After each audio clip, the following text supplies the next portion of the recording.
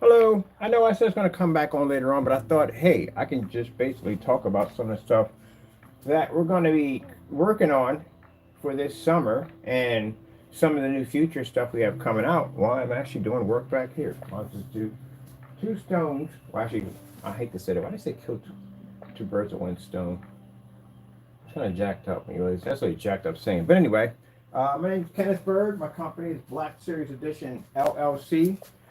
Crystal Edge Interior Technology screen, and our FLE-BT technology. I really can't figure out exactly where the freak I put all my tools at. I know I got tools in here somewhere. Just gotta figure out where I put them at. This is why I need to organize everything.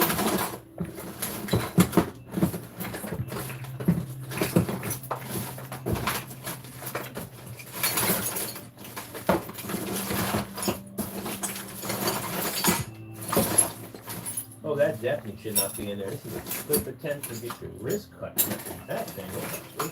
I gotta stop following everything in one section. Cool.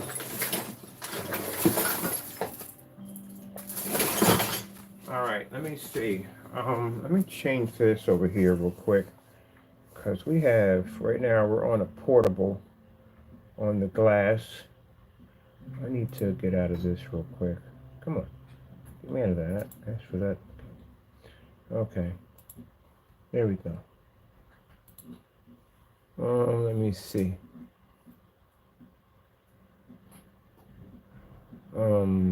Let's go over to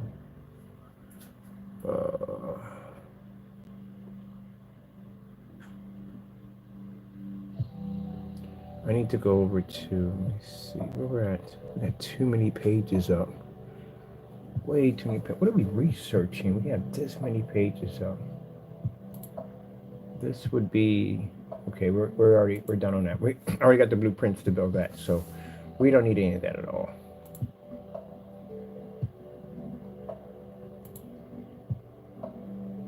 We don't need that. We got the blueprints for that. We're done with that. Another projection. I need to research that. This is a good idea for a tension screen, but I really don't want to spend that much money because when I do these demonstrations, I don't like to spend a lot of money. I like to let the customer that they don't have to spend a lot of money. That's why I don't like to spend a lot of money. So we'll see about this right here. I'm still going to stick to the eBay screens because they're much cheaper. And then we can put links down and it saves the customer some money. I'm researching that. That's for something else. We don't need this in here either. What's this right here? Oh, no, we don't need that. We're good on that. Oh, I need that. That's for the tempered glass, but I got it saved already. Got to research that later on. I have to go to Uline and figure out what kind of case that we're going to need to put a 40 to 50 inch glass, and it's going to have a stand with it for the gamer screens. So I gotta still figure that out, and then I gotta test it because I'm curious exactly how much weight we can drop on it. I got these 50-pound weights in the back. I think pretty much that should be sufficient to basically drop it on one of these cases and see if that glass will shatter. Let me see. Now we should have access to that page.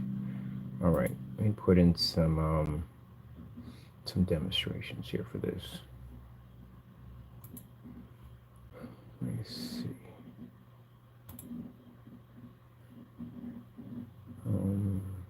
Let's put in, let's see. Oh, I got microphone systems over here to do that. OLED demonstrations.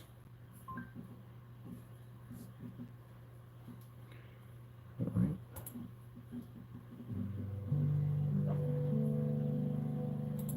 Right there. Can I get this one, please? There we go. All right.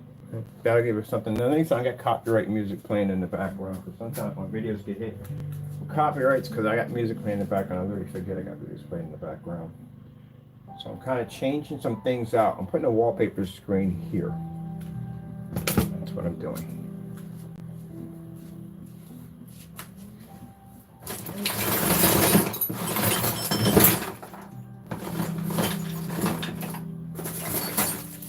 So I'm trying to sort literally everything out, organize everything, because this is going to be a hub for me to go back and forth and pick up equipment. If I have to, if I'm on site downtown, I make sure all my locations are real close. Any locations that are farther out, I make sure I have everything with me. But if I need something, at least I can come here, pick up what I need, and go from there. So that's what I need to do. I'm not, and I had to say it one time only, I am not doing any recordings at my new residency because of the problems I've had in the past. So that's going to stay a secret, and it should stay a secret. And only thing you'll see is from me going back and forth, picking up what I need from here and going back on location. I have to get consent forms because that is something I'm definitely going to need, because where I'm recording at, there is a lot of people moving back and forth. People that may want to come over and check it out, you know, and they're going to come up on camera. I got to make sure I got their permission before, you know, let them know that, hey, I'm recording, you know, can I get your consent? You know, even when someone's talking, you got to get that consent. Make sure we got all that together. All right, let me get through my mess over here. So, I am excited about the new technology we have under the Infinity 7, because it's going to allow us to be it's much more faster process encoding things. You have rolling. I like rolling, but that spray application, especially with the FLE, went on so smooth. I'm like, wow, we can actually design a very high upgrade spray-on version that would be amazing. If it applies like the FLE does, this would be insane. So that's where we are working on an Infinity 7, which is a much darker, it's more spray-on application for like faster applications. So one of the things I do want to do is I want to build me an entire desk out of wood. The table, top, and the screens are all going to be made out of wood. And we're going to convert all that into a monitor and table that basically has the ability to project off the table and the screen. So I thought, what better way to basically demonstrate that technology and to do those displays when we go online. Just make these small little tables, and we can make the screens completely out of wood. Because that's glass. That's actually a window. That's a window, and the table right there is a piece of plywood. So that's what that is. All right.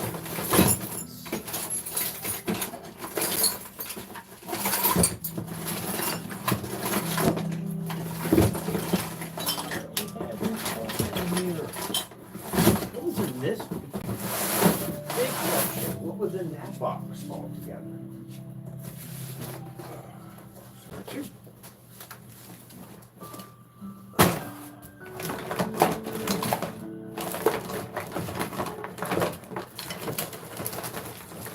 So a friend of mine, basically been watching my stuff. He does have some open real estate property. He does want to invest in my business. Thank you so much. I appreciate that. And he wants to get a showroom for the technology. So that way we can get clients to come in and see the technology.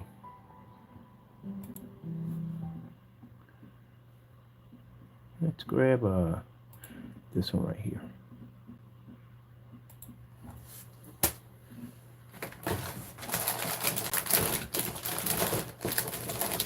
And there is, I forgot about that. There was a distributorship interested in our technology.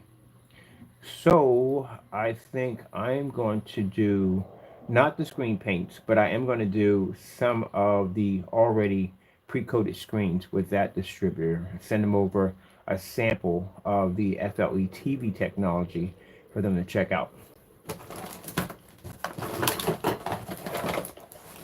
Now, will I be sending each one of these to a certified screen company? No, we're not doing that. The reason why is because they'll find out about us eventually. I'm just basically trying to concentrate on working on my business, getting it where it needs to be at, getting into the next plateau. And we want to have it where basically we would have more control, but still, we just want to do it that way instead. They'll find out about us eventually. Right now, I need to concentrate on the things I need to do with my company. And I'm glad I did all the testing. And I'm still going to continue to test on certified screens because it's a must for us. We have to know 100% that our products can basically overpower one of these screens.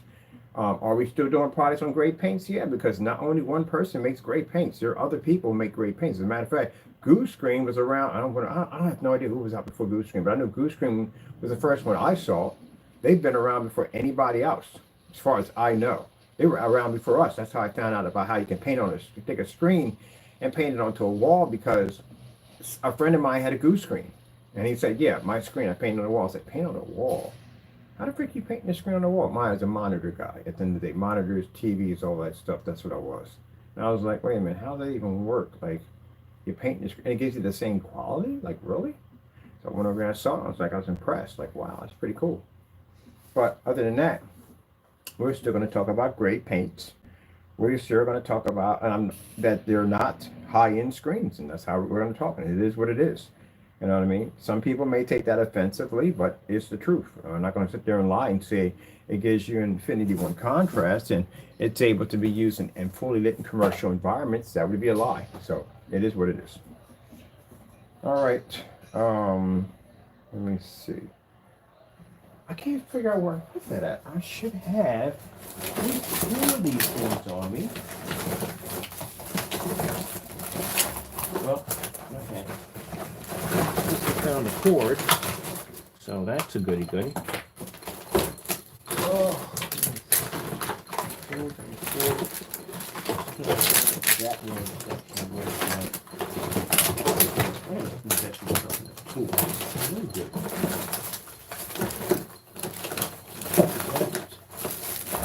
found you. I can invest in a toolbox.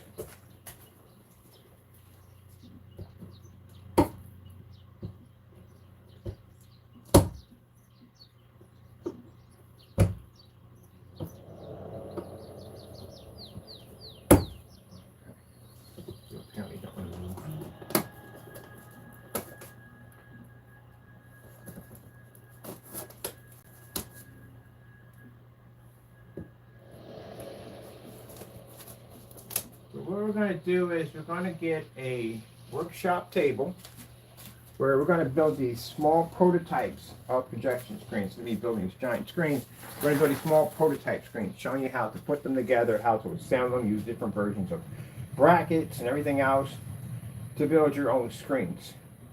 Screens you can use for a spring support system. You can use those. You can have screens that fold, that use hinges that fold in half. To show you all different ways on how to build your fixed frame screen, whether inside or outside. And one of the things that you do want to put a fixed frame screen outside, that remind you that you do want to make sure you take some poly and you want to coat each of the velvet frames, because if you don't, what happens when water hits that, it's going to bleed literally into your screen. It had it happen to me, and that's how I know about it. So that's the kind of stuff that we can help you out with when you're doing outside setups and all that other good stuff. Because we've done that before.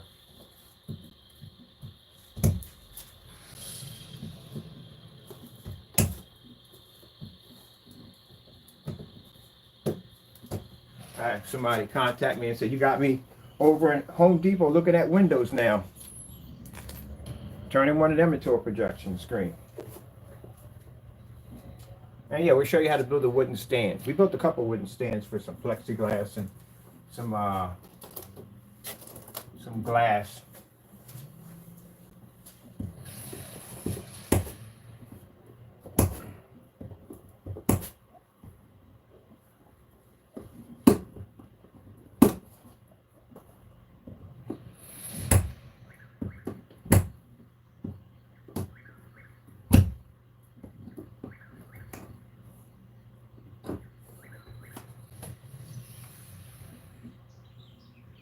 A little hammer. I might be off doing it that way instead. That's way too many of those in there. I got my little hammer here somewhere.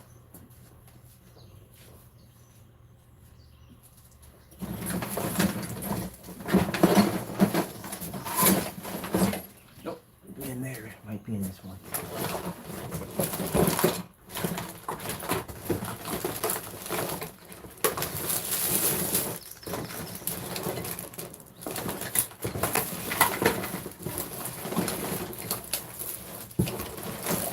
And the reason why I first I thought to myself, okay, we don't really have to do a lot of gray screens because that's something we're not going to see. But after coming off the form site, we saw a lot of certified gray screens doing the rollover. So I am going to be picking up some gray certified screens.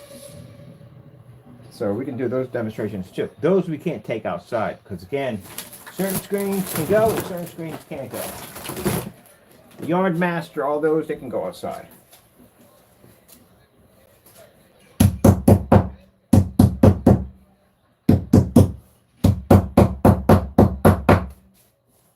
That's better. That's much, much better.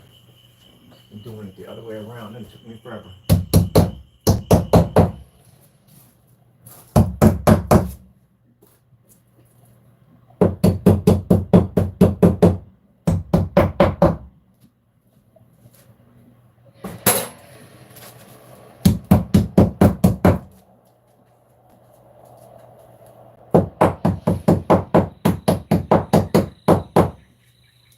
Now, am I going to be basically doing the whole normal thing?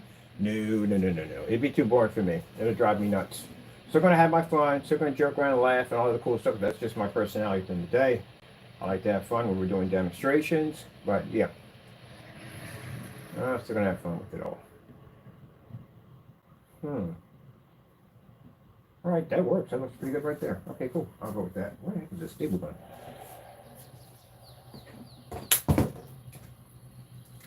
Now, just to add real quick, this is the last time I got to talk about this. I'm not going to bring about that part up. But just because I made this decision, I'm still expecting my black paint. So that still goes. Am I going to go back and remind? No, we're not doing that. As a matter of fact, I'm going to put up a date on when we expect to have this product in. And that's the end of it. What we do after that is nobody's business. But I am still expecting that.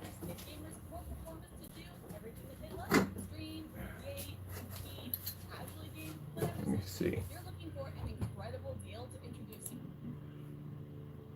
We're not going to talk about it. Anything that comes there strange, weird, whatever, we're not going to put it on camera. We're not going to talk about it. We just give it to the proper authorities, let them all handle it, and we go about the about home theater. That's how we do it. Any messages that come up on my account, everything gets forwarded over. You guys will never know about it. That's how we're going to keep it. This is what we're talking about. It's the only thing we need to talk about. Anything else? No. Nobody. People are stressed out enough. Sometimes when I get on YouTube, I just want to watch some, people doing some crazy stuff, some funny stuff to make me laugh. I gotta come here and hear some other crazy stuff in the day. I don't want to be bothered with all that. What are we watching here?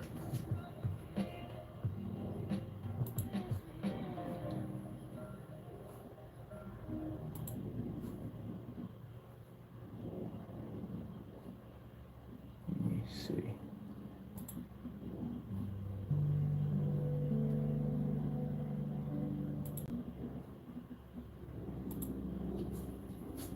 Okay, I think we're good.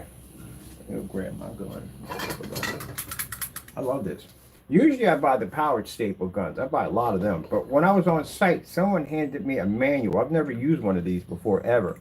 So I've always used the power ones because I thought, it'd be quicker and faster. But man, I love this. I fell in love with it. When I was doing the staple on the screen in, I fell in love with this thing. I was like, oh shoot, I gotta get me one of these. I got a cheap one. And that thing was trash. That thing broke on me like in 2 days. This one right here is actually a pretty good one right here. I freaking love this one. All right, let me get cracking, Jackson. We got things to do. Another great day with the Lord. Man, and I'm going to talk about the Lord again. That doesn't exist without him. It doesn't exist without him. I'm going to keep talking about Jesus. Always going to talk about Jesus.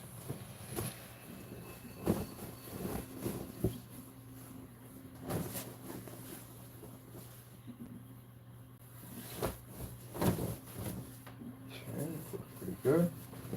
Oh, I see you, Mr. I'm too curious. I'm too curious.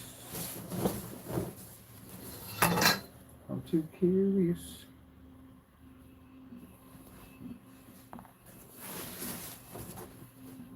Okay, let's see. We're going with this. Let's side are we on with this? I have no idea what side we're on.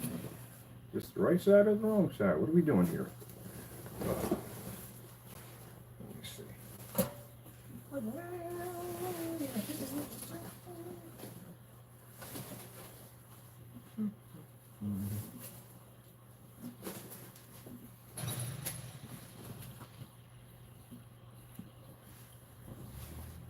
Right.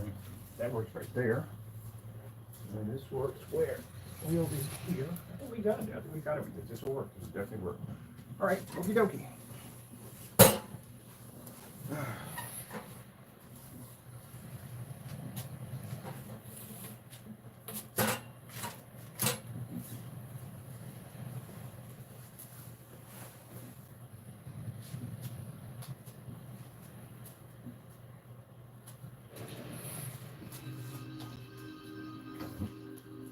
So I learned a lot.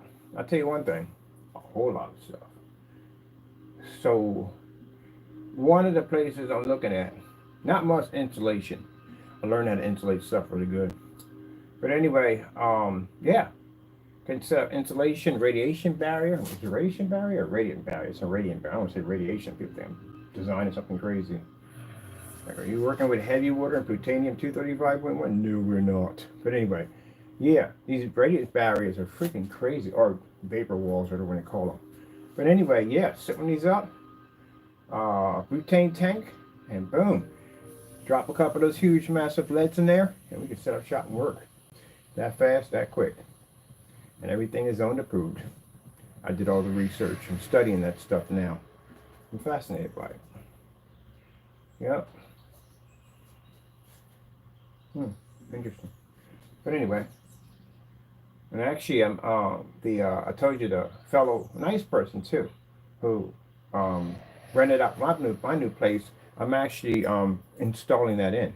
I actually took out 3 of the walls in it. I'm installing the installation now. I contact and let him know what I'm doing. He don't care at the end of the day. He's upgrading his stuff at the end of the day. That's what I'm doing. And I'm redoing all the drywall in there. I'm actually taking it all out because it's white drywall, and I rather have the green or purple drywall because it's fire resistant.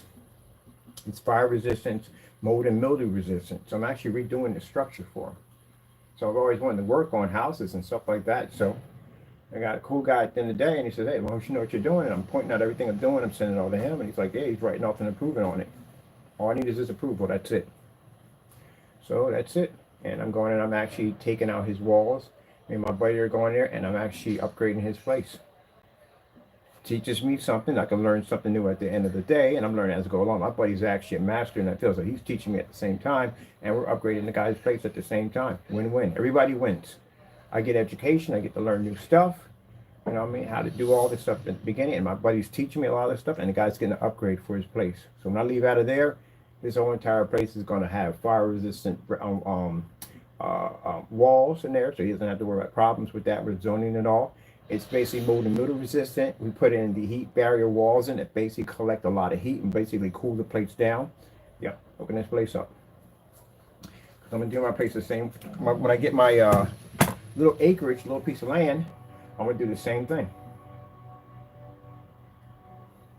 I get some of the coolest landlords on the face of the planet. Just that one in the apartment, that was one of the worst ones I ever had. But my landlords have been absolutely awesome. One of the the first place I moved into, they offered to sell me the house, but the neighborhood was the neighborhood wasn't really a nice neighborhood. You know, so my first place, the neighborhood wasn't nice. I would have got the house, but the neighborhood was just really rough. And I couldn't imagine renting it out to anybody and that would want to live in that neighborhood to begin with. They had got the neighborhood a little better. Yeah, I would actually got the house. But yeah.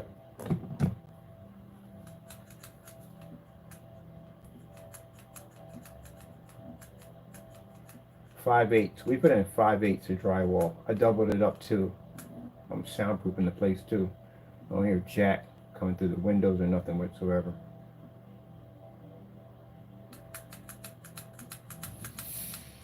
And I'm gonna drop a couple of panels to the roof when I get done, some solar panels to the roof. I want to power all the outside lights, everything. I want to run it all through solar because that's what eats the most power, is your outside lights. All that stuff kills power quick. So I'm running all that stuff on. So yeah.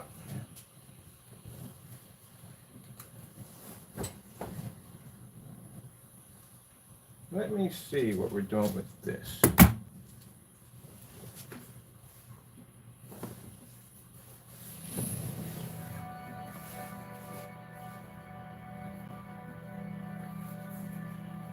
Oh man, all right.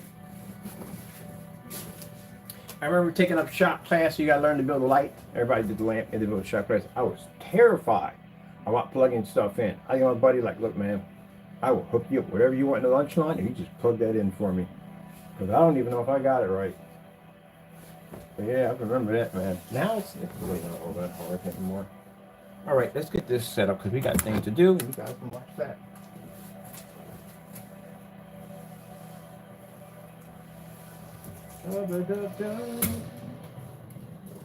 Which is the bigger this bigger.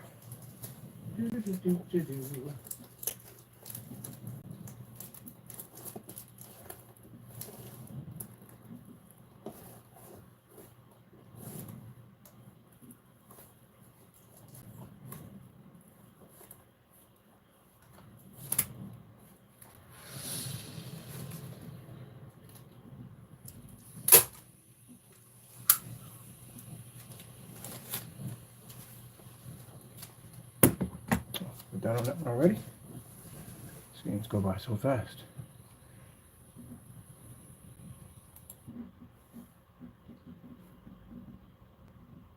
All right, cool.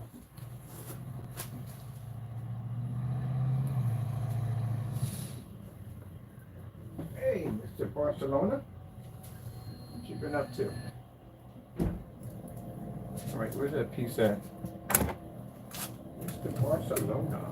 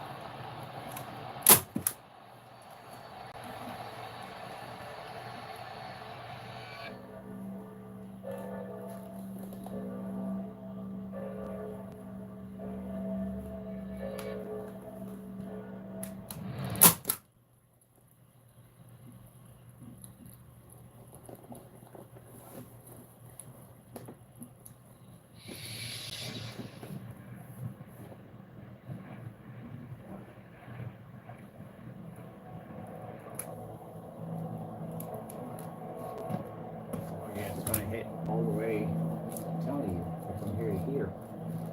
That's what it's gonna hit at.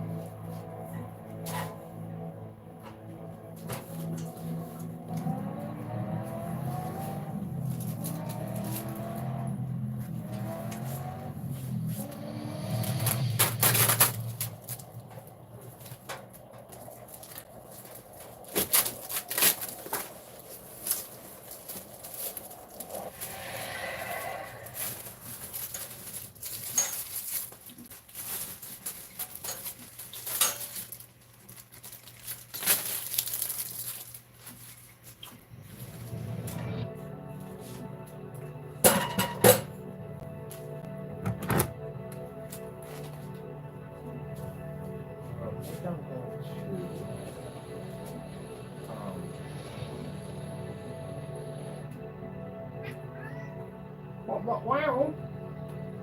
I'll put that over there instead. That's what I do.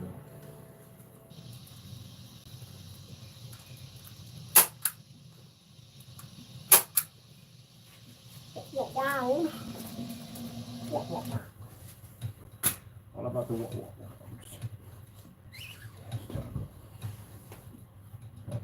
All about the wows.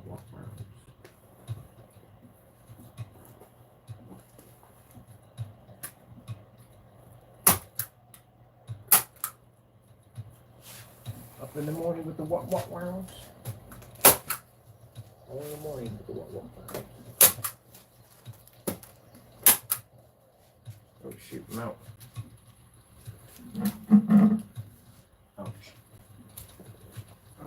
Let's see if I can see. Where's the box of goodies at?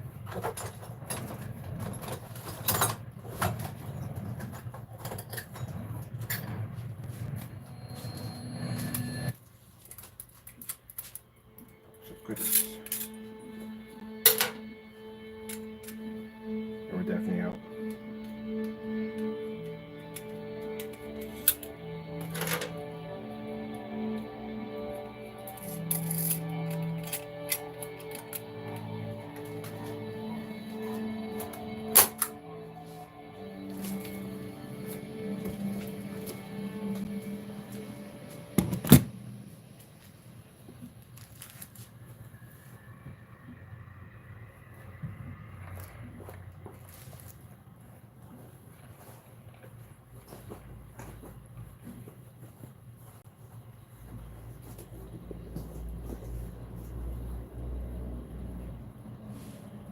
Oh, you can actually push that far over. Okay, I didn't even know that.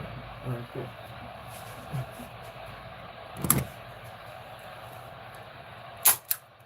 That's better. Yeah, I can do that.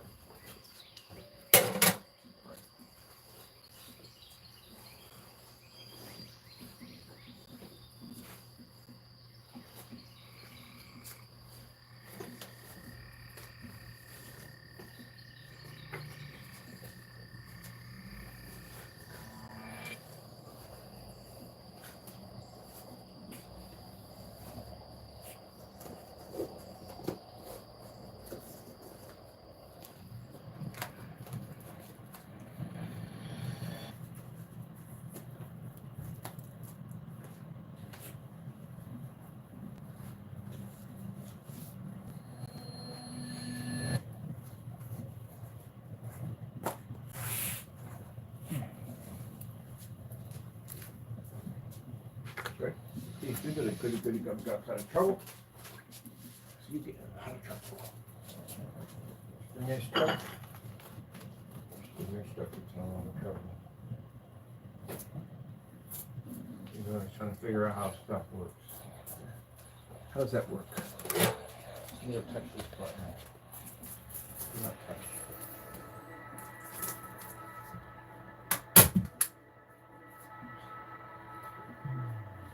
Curious.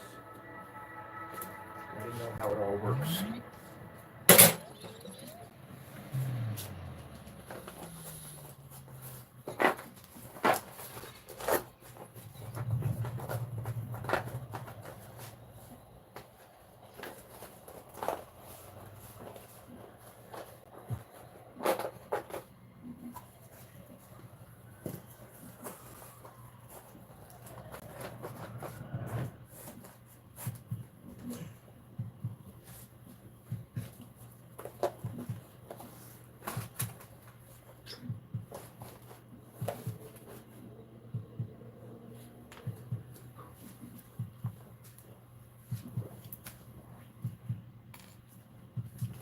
Ooh.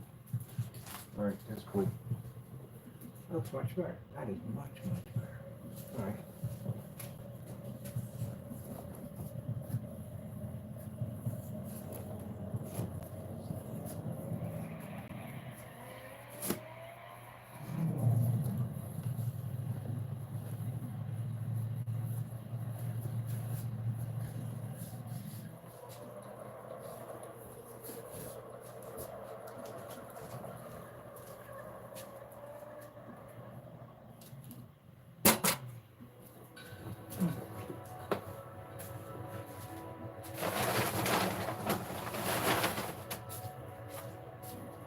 fudgy boy. Fudgy boy. What are you doing, fudgy boy? I'm being extra fudgelicious. Extra fudgelicious? Really? Is that a thing? Can you be extra fudgelicious? Extra fudgelicious. That's funny. All right, let me see. What are we doing here? All right, let me see.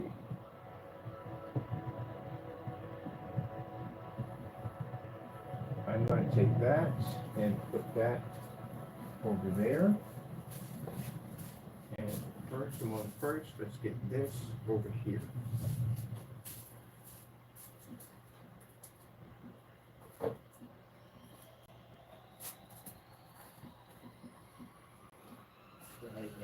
Them things hurt. That's the most blinding set of spotlights I've ever bought in my life, and things give me headaches every time I use them.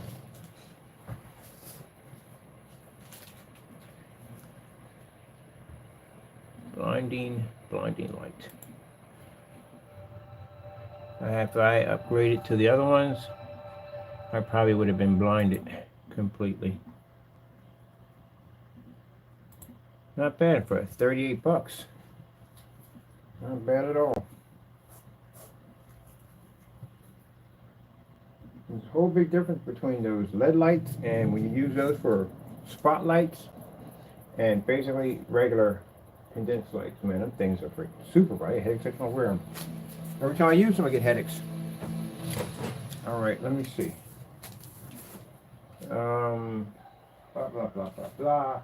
Oh, no, we're done with this. We need to go grab that and bring that over there. So let's get past this little light first. Move around. Much more light over here. I freaking love it. I was so unhappy from where the wallpaper screen was over there because it just seems so dark over there. Over here, it's just so much more light. That's what I like over here. I work better in light. We're going to have to do some more demonstrations with the lights out because apparently I realized I don't have enough of them. I do a lot of demonstrations with lights on because we specialize in ambient light rejection technology, or now FLE technology. And I literally, on the site where I'm at, on that particular site, I am talking about FLE technology, fusion light energy. And again, as I said before, you got to back it up over there. So, I got to educate them on what fusion light energy is. So, showing them demonstrations with the screen absorbing sunlight, that does it right there. So, I got people now interested on exactly what's it all about.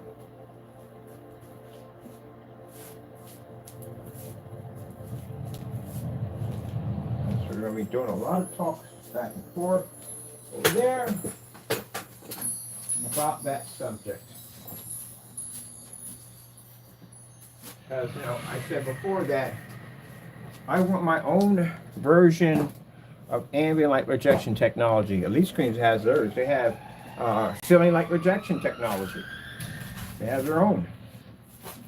And I want my own. So the FLE, going over there and talking to people about the FLE technology versus the ambient light rejection technology.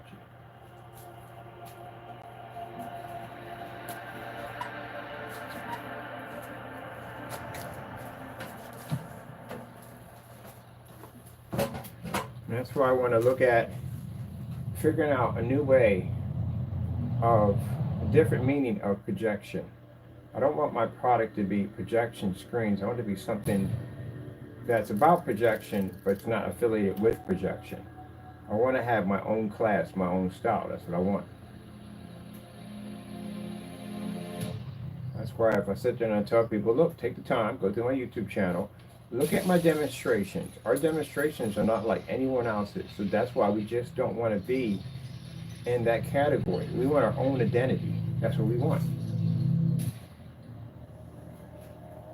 I do want to be a part of projection, but I don't want to be labeled as projection. If we're labeled as projection, the problem I have is, and I've seen that already, when we go into forum sites, they put us under the traditions of everybody else. I don't want to be under the tradition.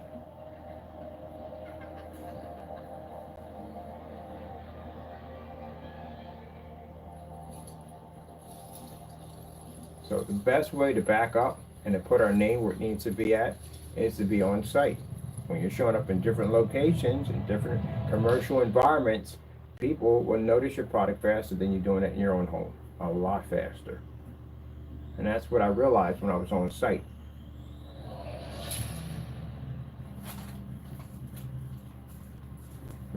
What the heck is that supposed to? I put tape. What's all these tapes up on my feet?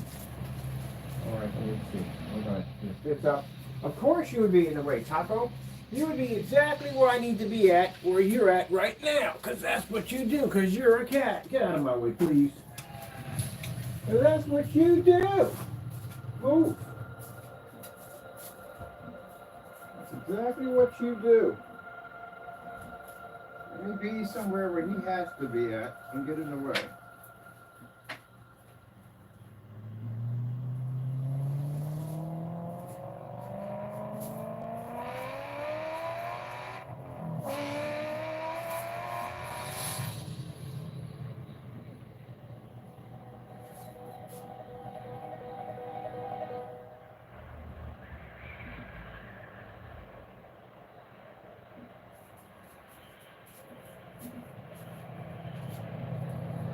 You have to be there? No, I just want to be there.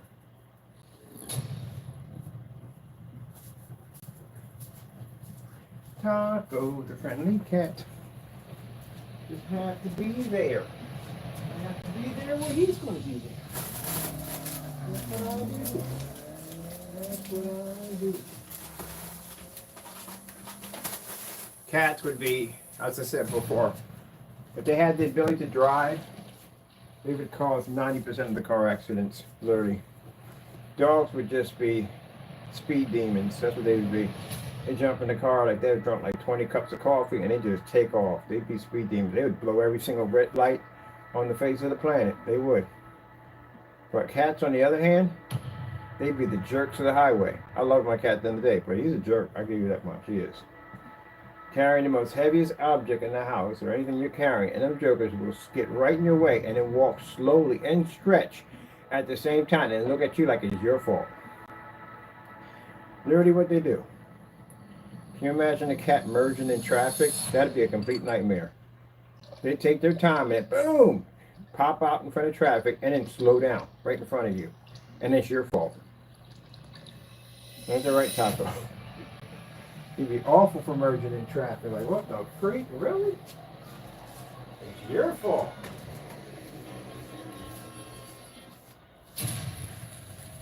Yep.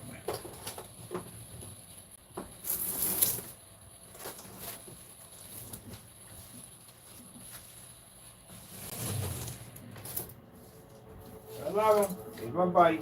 He's my buddy. Keeps me happy. My little jokester right there.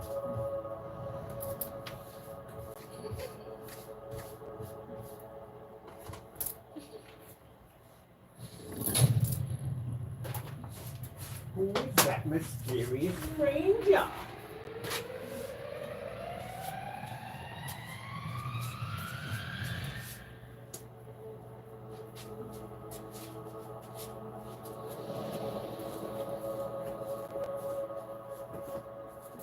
Get back to reading my Bible more. I started slacking off on that. That's not good. Get back to reading more of that.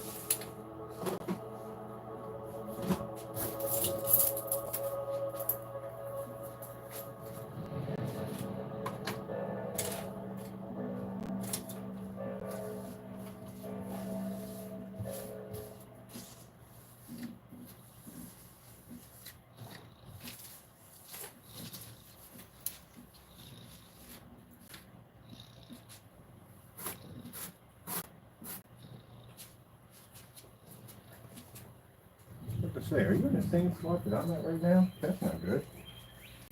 Well, I don't want to risk getting passed up.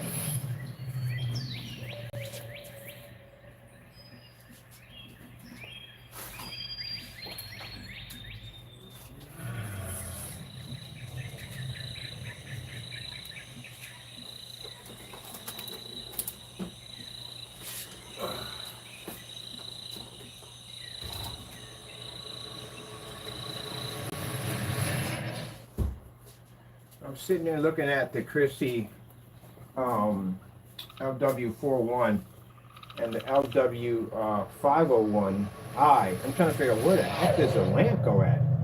And then I found it yesterday. I literally found it. It's like right there on the side. I never saw it.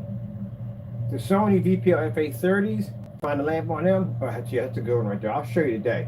But I got to go change the filter on one of them. But you can't find it. Like, you literally have to look for this thing. It's actually behind a hidden compartment on the projector. You have to take apart screws at the bottom, and it pops up the whole side of it, and you'll find your lamp. That was interesting trying to find that one. And we're going to pick up the 2200 lumen projector. I think it's Hitachi, or whatever I'm saying it correctly. I'm going to pick up one of them. They're like $65. You can get those. We're going to use a few of those in our demonstrations too. I forgot about we used that thing. Now, word to the wise about this projector, because I already know because I've had a few of them.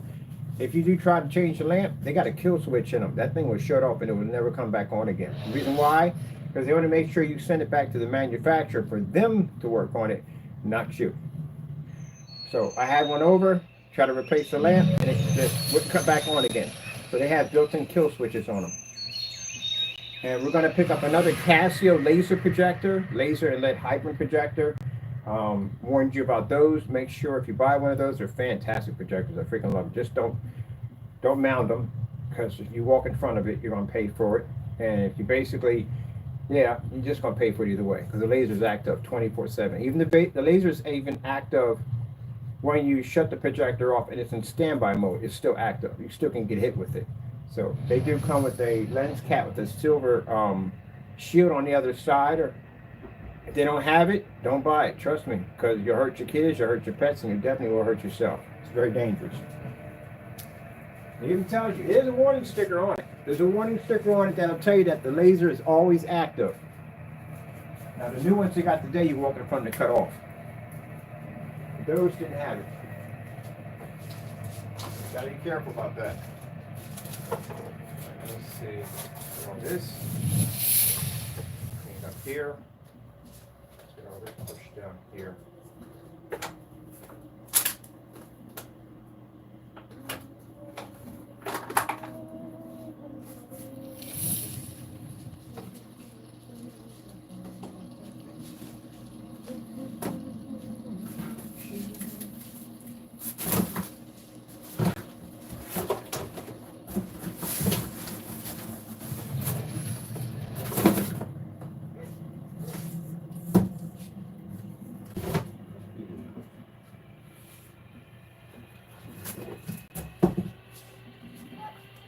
Now, if anyone knows what curiosity here, I clean up at my house. If I have to go to the bathroom, I have keys to the building over there. So I got full access to that building too. As a matter of fact, I'm going to be doing a demonstration in there pretty soon, because I'm going to install a screen in there for the residents in that building. I'm going to put a nice screen in there. I'm going to put a little movie section there so they can sit down and go watch movies. I'm going to donate it. So, yep. We even got washer and dryer in that bad boy too, which I was checking out downstairs. The guy was like, use whatever the freak you want. So I was like, okay, that'll work. So if I'm over here and basically I get covered in paint, I got to transfer back, take a lift. Too many people don't want to take a lift when you're covered in paint from head to toe. So I get in there, get cleaned up, and then basically go leave from there. Yeah, God works everything out. Isn't he amazing or what? All right, so we got this section done. I got so much to do. It's not even funny. I got boxes and stuff all over the place. Let me see what we're doing with this. We got boxes and boxes and tabs and boxes.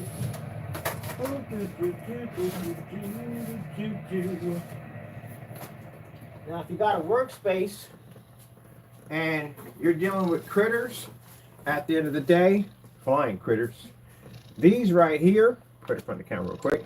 These right here are absolutely fantastic. I bought 2 of these from Amazon, and these things, I bought them basically when I was living at the other place to have them outside, kill the bugs, because there were so many bugs, it was unbelievable. But these things kill everything, and they're safe for inside use too. So you want to use them inside, they're fantastic for that also. Taking that back too. I got one here, and I'm taking the other one back to my other place. I got a nice little backyard out there. Nice big backyard. I got a nice little backyard. Oh, look at you. Look at you sitting over being extra furry. Extra furry. Always extra furry. Like, what's going on over there? You're like, bam, who's that? I don't get him. He doesn't react to mirrors. He doesn't react to them cucumbers. He doesn't react to foil. You're an interesting cat, Mr. Taco. I know it's fake. Fool me. It's fake, my friend. It is fake. It's not real.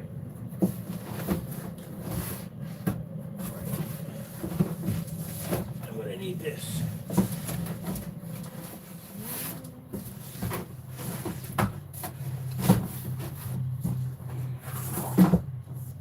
I'm gonna make this my giant toolbox. Put all my stuff in here. That's what I do.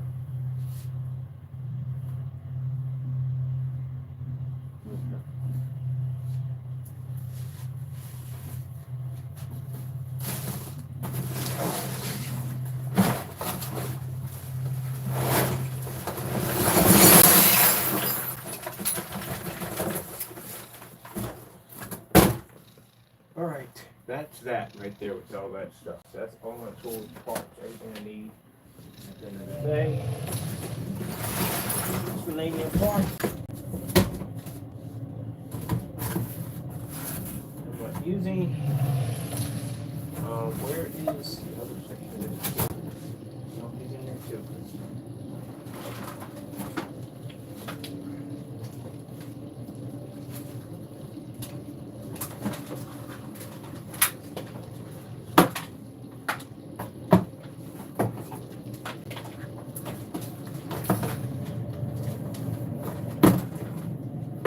I'm done with that whole darkness over there. Let me go get some.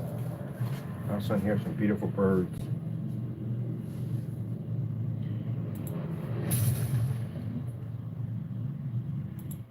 "4K, beautiful tropical birds."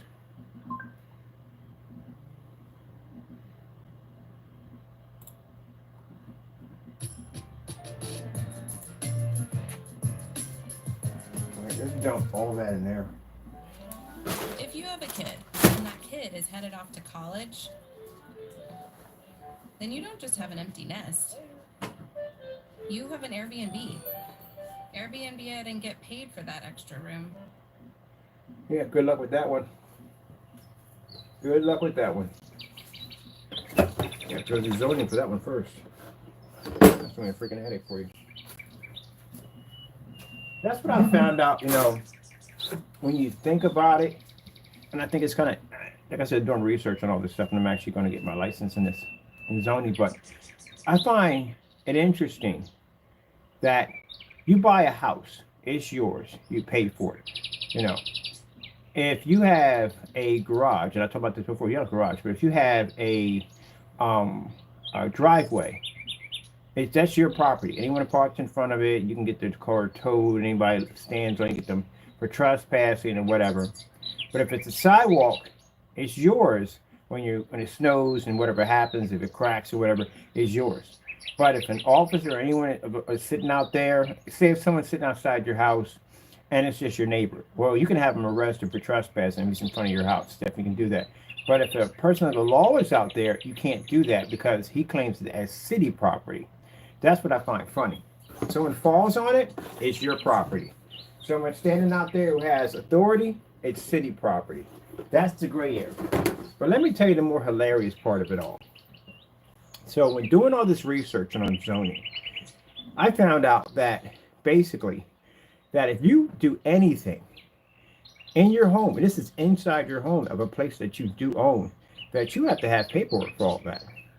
You modify anything, you change anything, you have to have paperwork for everything.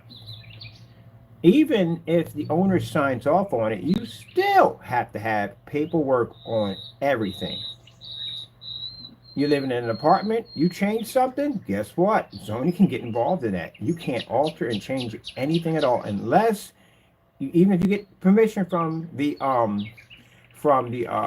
owner, still they have to come and inspect it because they don't know if you change an infrastructure or anything would have happened, move some low bearing beams, anything in there that could jeopardize the structure and other people around you.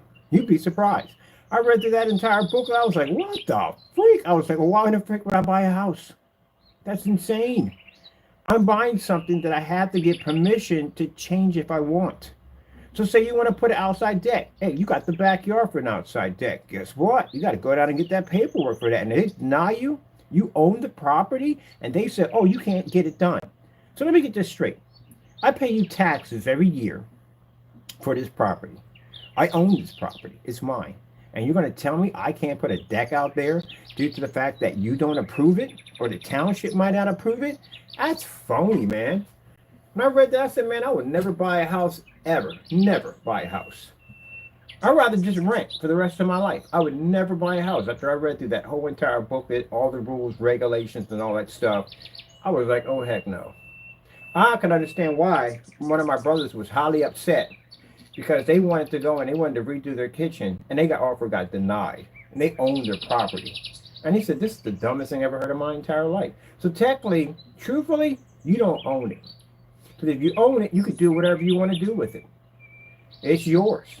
You buy a car, it's yours. Change the tires, change the color of it, take out the engine, change the windows. Heck, you can even cut it in half if you want to. It's yours. You paid for it.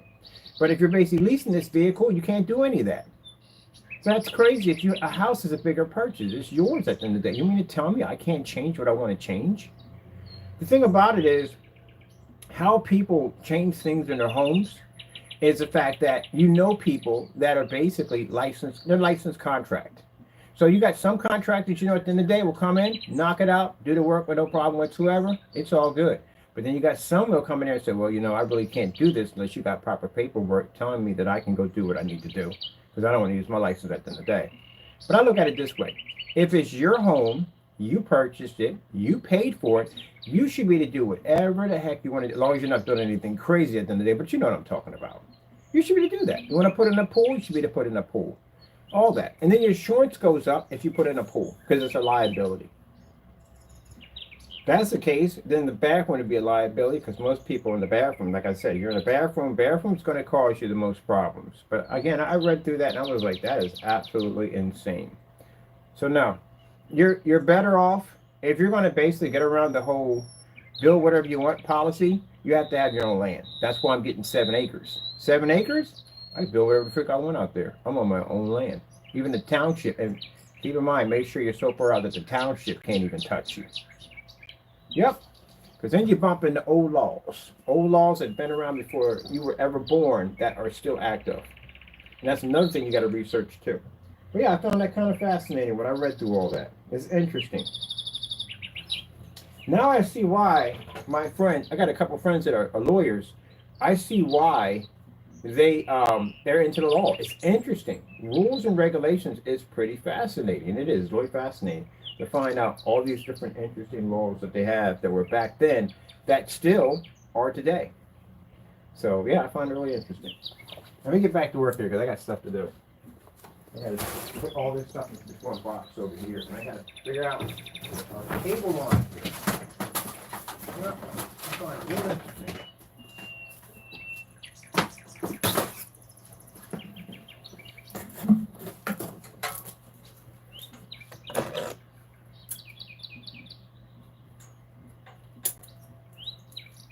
Got a friend of mine who lives 120 acres in the sticks. Now, he's at zoning. We don't have that out here. We are zoning. Yeah, 120 acres in the stick. Another one of them I got 18. So I got to figure out how many acres do I need to be far enough from the township to where I'm going to put my new setup at. All right, I think we got some cable here. It's going to work out just fine. So it worked just fine. This is why you hold on to all your stuff, your wires and cables, because you never know when you're going to need them. All right, let me get back into here with this done. I thought that was quite fascinating right there. I understand it's needed and all, but I still think it's kind of crazy, you know?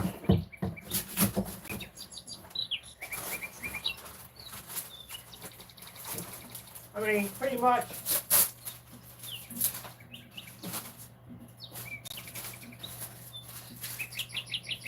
anyone anyone can basic drywall. Anyone can basic drywall. Insulation, anybody can do that. Now, electricity, on the other hand, yeah, you might want to get somebody who's certified for all that stuff right there. You want to play around in that field. But anyway, anything with drywall and stuff, yeah, you can do all that. That's basic. Basic labor, you can do that. But anything involved with electricity and all that stuff like that, yeah, it's a different story. But yeah, I find that interesting.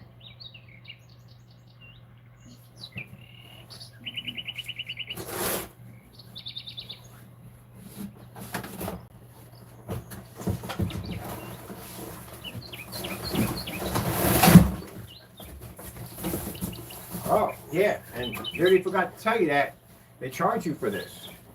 Now, I don't know what it costs in your neck of the woods, but up here it's $270 for every document that you basically fill out for anything you want to do. Kitchen cabinets, countertops, anything like that you want to put in there, it's $270 for each one of these preferred documents that you have to have. Yeah, they're making money literally off a house that I've already purchased and own at the end of the day. I don't like the way that even sounds. Man, and what on top of that, what is going on in New York? Gee whiz, are you kidding me? I thought it was a joke when they told us that people pay that much money for rent. That's insane. That's crazy. $4,500 for a 2-bedroom apartment, and then they want you to make 3 to 4 times the amount. Are you insane? That's crazy. Yep. That's why I tell you people, at the end of the day, the way they're going with renters and mortgage and all that stuff, only the very rich is going to be able to afford to live. That's what it's going to get down to. So, honestly, you better get yourself some skills in building and anything, and building and land. Land leasing is cheap. You can land lease for very cheap. I would rather land lease than buy land. And you better get yourself some skills in carpentry and plumbing and all that stuff. You better know all that stuff, because it's going to get to a time you're going to have to live off the land. Because when I found out what New York City's going through, and I got a friend up there, I said, what, you pay how much for rent? That's a freaking house down here. Yeah. As a matter of fact, there's a lot of people in Allentown from New York. And I'll tell you, it's crazy expensive. I mean, New York City has been always expensive, but today, no, it's really crazy expensive. That's crazy. You know, if I was a real estate agent, and I'm not into that field, I would never get into that field because it's not for me. But you got all these other places charging people tons of money, and if they can't afford it, they evict them, they kick them out. I'd do the opposite. I wouldn't charge as much as everybody else would. I would bring out a nice, beautiful apartment and charge a very reasonable amount. My place would always stay filled because those big apartments at the end of the day would push business in my direction. So I would always have people in my buildings. Matter of fact, I got people fighting to get into my buildings. And I said, one of the things, if I did, but I'm not a person into real estate, I would give the month of December for free. No rent in December. Because again, December is a hard month for people. They got to pay for Christmas gifts and this, that, and the other. And then you got rent due. So imagine free rent. Like, it's going to really put a ding in your banking account. It's not going to put a ding in your banking account. They give December for free. On top of that, you would have people on waiting lists trying to get into your property. That's pretty much it. I would basically, one thing I would do from living in an apartment and learning some experience in there, I'd soundproof it. I'd definitely soundproof the floors. That's the first thing. I would soundproof the floors, light soundproofing for the walls, but heavy soundproofing. I want something, if you could drop a refrigerator, they're not going to be able to hear it. Because again, that causes a lot of problems. That causes a lot of conflictions in the building. You know, you got somebody up there running around and you're down there trying to get some sleep or whatever you're doing. And basically, it's just going to result to somebody catching you in the hallway and beating the crap out of you. That's what it's going to result to. Literally, somebody beating the crap out of you. You've seen that before, people beating on people's doors and stuff like that, fighting out in the parking lot. It'll cut down on all that nonsense from the door. All you got to do is just simply soundproof the floors. Then there's no more of that professional upstairs neighbor nonsense. That's it. Have cameras throughout the building, which you should have anyway. Have a smoking area. Have a noise pollution policy, which means if you're blasting music at a certain amount of time, you can be fined for this. Basically, that's it. Pretty much, it's just simple stuff at the end of the day. And make the places like livable. Don't make the places look like crap. Don't do patch jobs. That's garbage at the end of the day. It doesn't cost a lot of money to put in a nice kitchen set. You know, a couple of nice faucets, a really nice tub and toilet, Nice cabinets. I like the cabinets with the glass. That's what I did for the guy I rented. I actually remodeled his kitchen. So I took all the cabinets out and I put the ones you can actually see through with cherry oak, black granite countertops, and I put in the cold faucets in. You know, make it look nice. You know what I mean? You'd be surprised. And you get good reviews and people want to always come back. That's it. That's pretty much what I would do. If you don't want to hire someone to cut the grass, guess what? You can have one of your tenants cut the grass and give them a break on their rent. They'll go out there and cut the grass. Matter of fact, a couple places I've been to, they did that for people. So again, you know, there's ways to do it at the end of the day. But I definitely would give it December for free. Because again, that's a hard month for people to come up with rent. Yeah, that saves a lot of headache, a lot of going back and out of court for dumb nonsense at the end of the day. That's it. That's all. And the kids could run up and down and play, and you could jump up and down, and whatever you want to do, and you don't have to worry about disturbing the people underneath you, and vice versa. They don't have to worry about somebody disturbing them. They can play their music, and no one's disrupting anyone's little peace of mind. Everybody's happy at the end of the day. But, you know, people just want to take a building, put the bare minimum in it, charge you a ton of money, and you deal with it. There you go. That's what we got today. Yep. Woo. All right.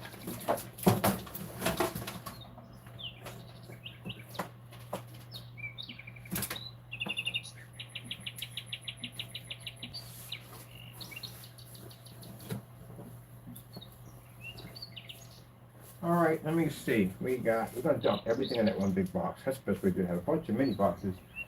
Ouch. Dump everything in that box.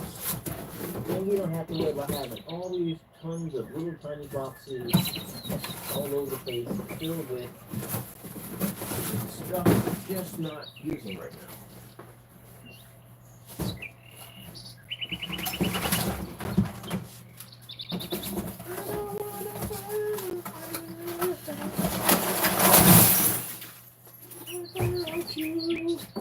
Show these boxes talking, what in the world's going on? That's a lot of boxes. That's a lot of boxes. What you doing with all those boxes? What you gonna do with all those boxes? That's a lot of boxes. That's not a room we literally was taking up in this place with all them boxes. What's the rocks with all them boxes? What you doing with all them boxes? Say that word, boxes. Ah. What you doing with all them boxes? Boxing and boxing, boxing and boxing.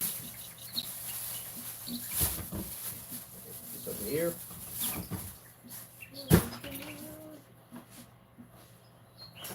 Shit, anything sharp, I'm gonna cut my fingers over with the last time. Wow. I told you I used to be a toy collector. This is one of my collections. This is a, what is this, 1979, maybe? Duncan Yo-Yo. I got about 30 of these in my storage unit. This is one of them I took out for a friend. I can never get it to him. Old-fashioned Duncans from back in the day. Yeah, we used to be a toy collector. Not anymore. But I'm going to give it to him as soon as I can find him. Let me see.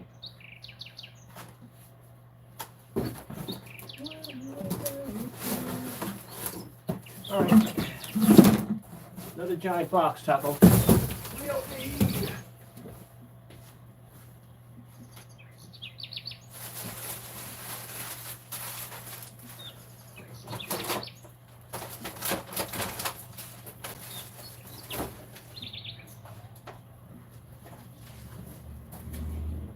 Look at you already attacking the giant box. What's in there?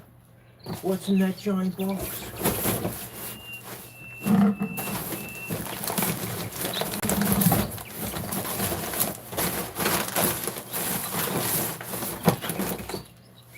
Hey Taco, get in my belly. Get in my belly.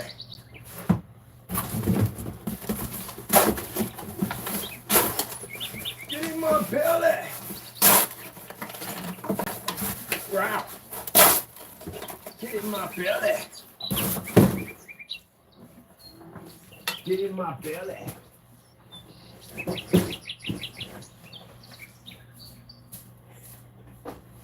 You don't get away from that nonsense. Get in my belly.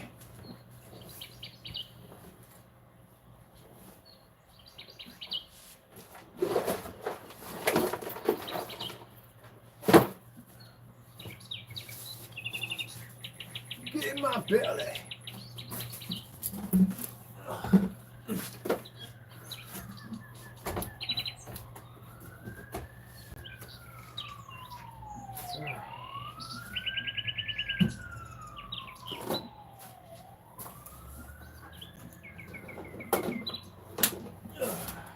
Yeah.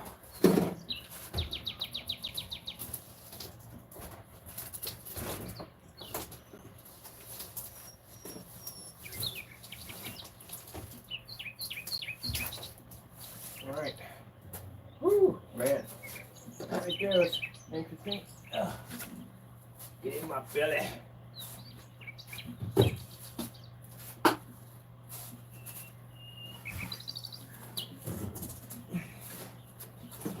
I was just gonna basically put that there. You gotta set that there anyway. All right, that's man. Ooh, where you going? Where you going? Where you going, Nick? Right. All right, I think we got everything from there to there. That's good. Everything's in the big box. Blue.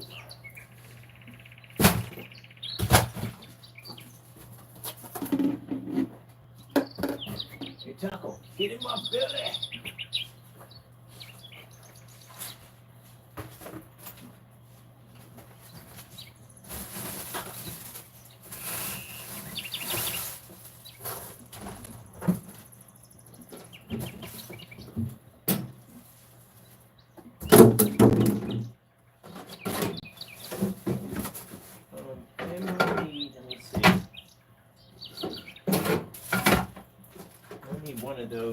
I need one of these sound bars.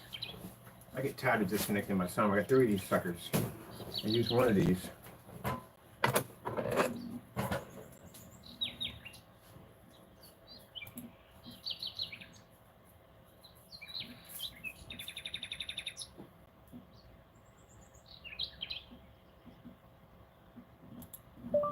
4K tropical fish.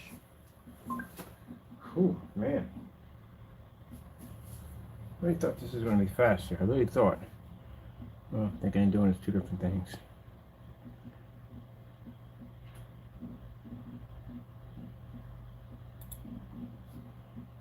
We're standing up for our right to be lazy. By sitting down. And reclining down. All right. Because we work hard. We want to relax Work hard. over here. We the Get lazy in my belly. act lazy. And our lazy Come on, ones- Taco. Come on, move, French fry boy. They're lazy. You're working over here. What the heck? Move. Everybody, it's Bobby Flay, and I'm here with my friend Chef Brooke Williamson. Hello. And we wanted to do some cooking competition. Today, we're going to go head to head to see who makes the best pet-friendly meal. Let's meet our very special judges. This is my friend Fritz here. He's Can we not put a whole freaking commercial in with stuff, please? Jeez. I understand people got to pay for advertising for that stuff, man. Come on. All right, let me see. All that's there. All that's taken care of. I need a bigger box for this. I definitely need that. Definitely needs for this. And you are right behind me. Get moved. I'm gonna be tripping over you and breaking my neck.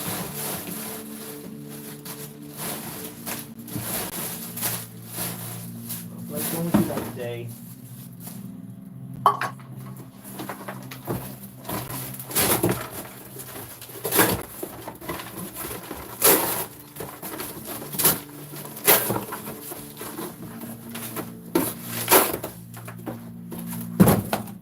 Alright, that's already done. That's taken care of. That's good to go.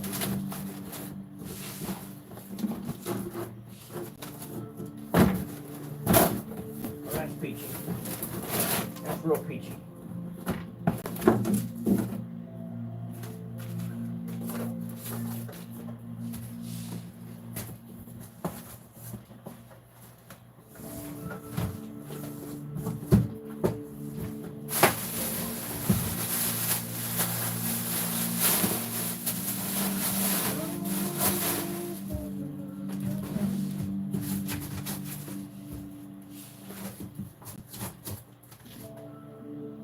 let's take a minute.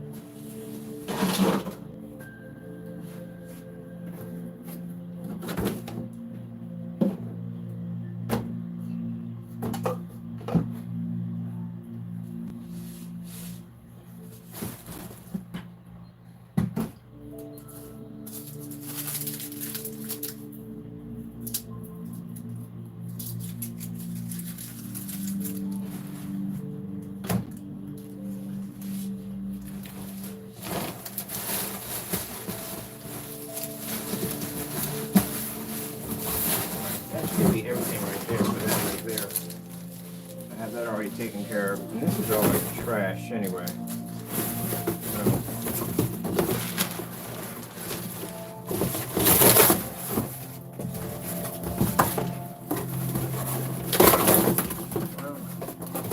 well, spreading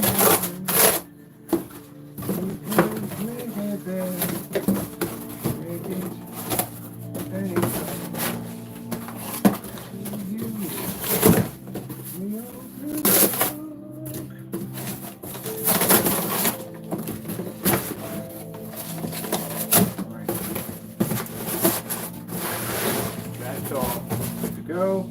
That's for whatever boxes I'm not using. Put it over there.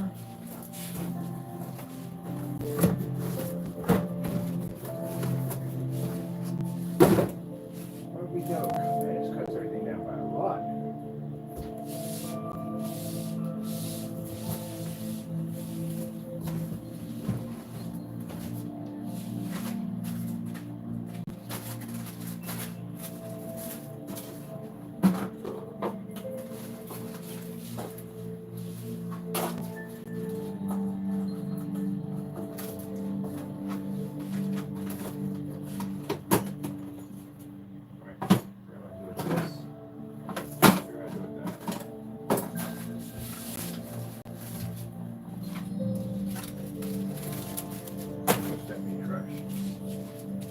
Let me see what's in this.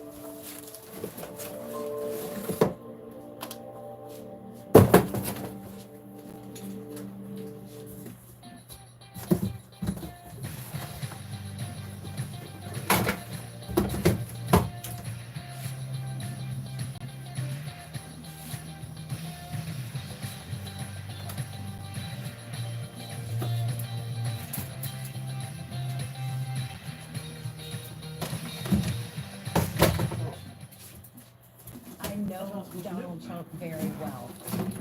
Chaos follows him. Donald Trump said that the election was stolen. He said that January 6th Nope, was nope, nope, nope, nope. Not supporting that negative nonsense. Not today, not ever. He talks about revenge. He's just Already starting with that nonsense. Already. I hate that so much. I flood my TV and everything I watch is that. No, I don't want to see any of that stuff. And people sit there and say, "Oh, you don't?" No, I don't vote for anybody. I'm neutral. I don't vote for anybody. I don't get into politics and none of that at all. Period. It's God's world. At the end of the day, He makes the final decision. That's how it goes. No matter who you vote for, no matter who you get, it's His world. That's what it comes down to. All these people in office and all that, they don't control anything.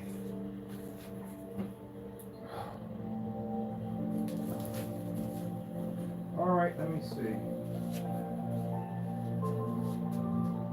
It's going to be what it's going to be.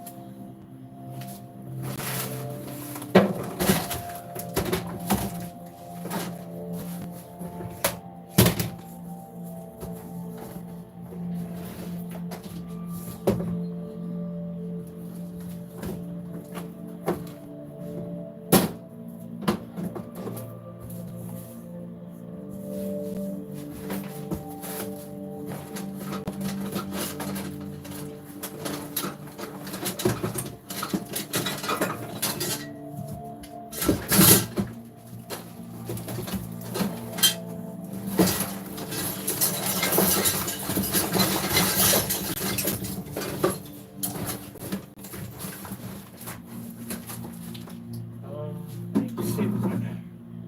Where are you? Here we go. Step into Wix Studio, the web creation platform built for agencies. We've always valued the long run. It's why our actively managed funds Any can more help of to achieve the goals you have now Yeah. and the ones you're still imagining. What's So that? whether you're investing for your future or that's not theirs, gonna you go. can bring all of your possibilities into Definitely not focus. gonna go.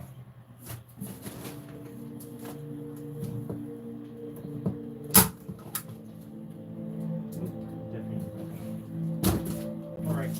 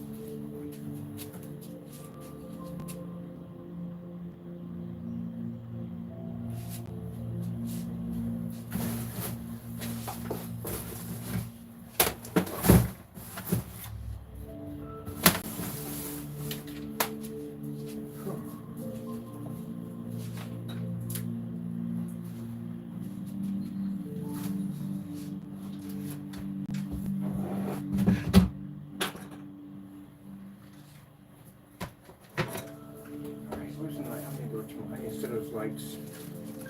So this is not supposed to be there.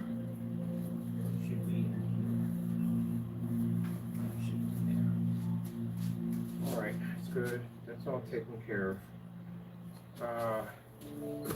We got this box taken care of. This is the pain in the neck for me. All right, that's good. That over there.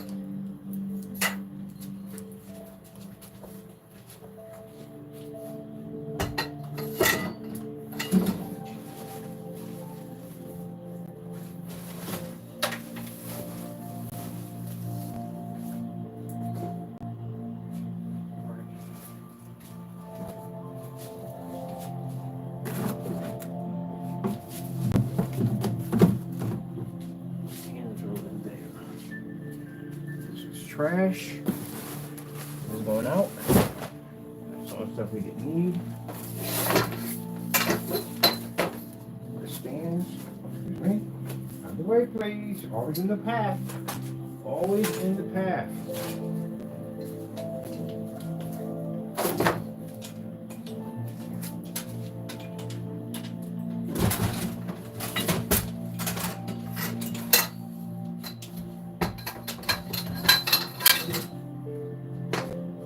Always in the path.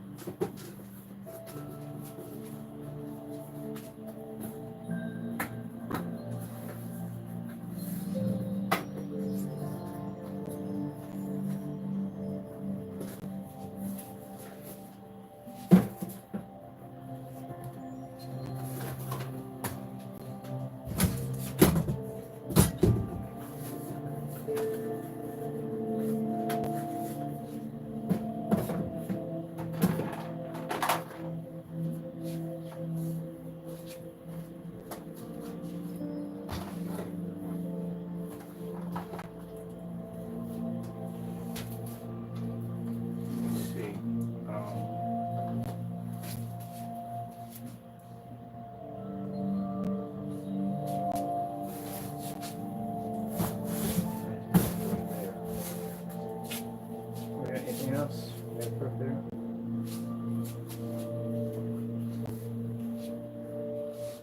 Give me a couple of these right here.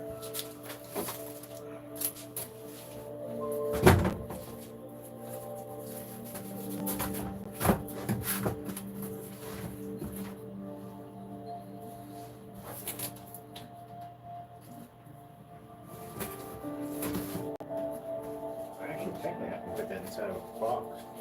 Honestly. If you're making a to-do list Or if today, it's getting damaged, I need this for something. this is down here.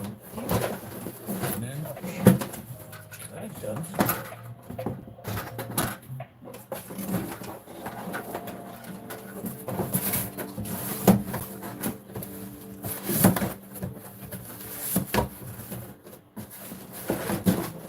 That works.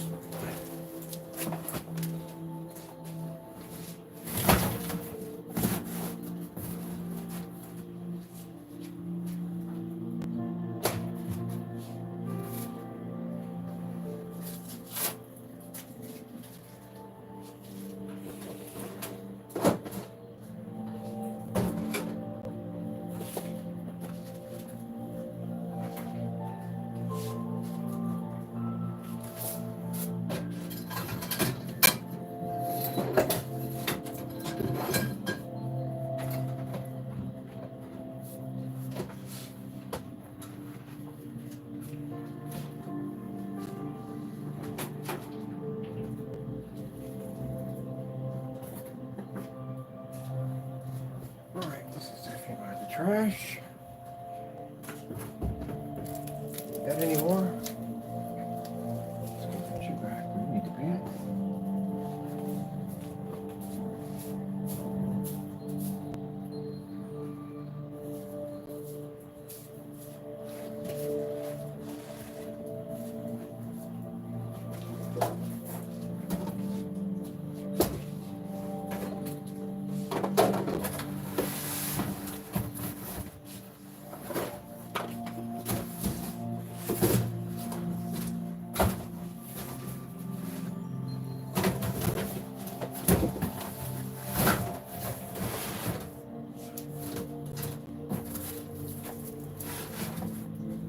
That works for me. Alright, cool.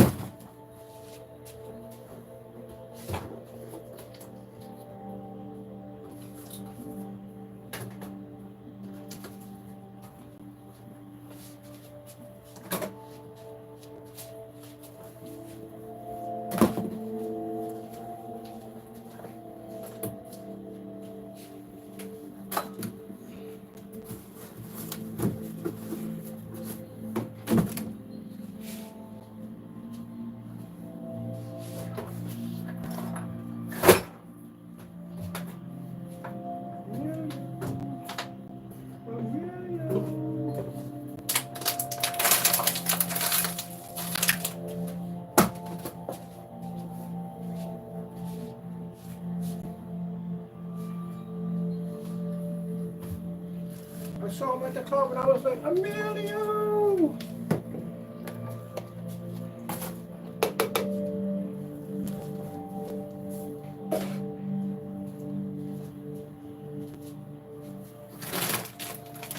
When I say I'm extremely hyperactive, this is the stuff you don't buy when you're extremely hyperactive. You don't go buy 5 pounds of lifesavers. It only takes about 3 of those to put my charge level through a roof. So technically I'm supposed to have all sugar-free candy because my adrenaline level goes right through the roof. I'm already naturally energized already. Take a couple of those, boom. And usually what most people go through, when they go through like a sugar high, they basically drop and slow down. I don't. It just levels off for me because I'm already naturally charged already. So all it does is just basically just hypes me up. Kind of like when I told you about the squirrel on Over the Hedge. They gave him the energy drink. He was already hyped already. That's why I can't have energy drinks, no Red Bull. Yeah, I have a freaking heart attack. My adrenaline level was already through the roof. Besides, I don't need it. I'm already naturally charged. I don't drink coffee or anything. I used to work those crazy, massive 16-hour shifts when I did cardinal yards when I worked in the restaurant. I have a couple of pieces of candy, Snicker bar me. That's all the frick I needed. That's it. That's all I needed. I used to get people to come in on my YouTube channel and go, "Do you sleep?" Yeah, because I'll be up all hours of the night building stuff because I don't shut down.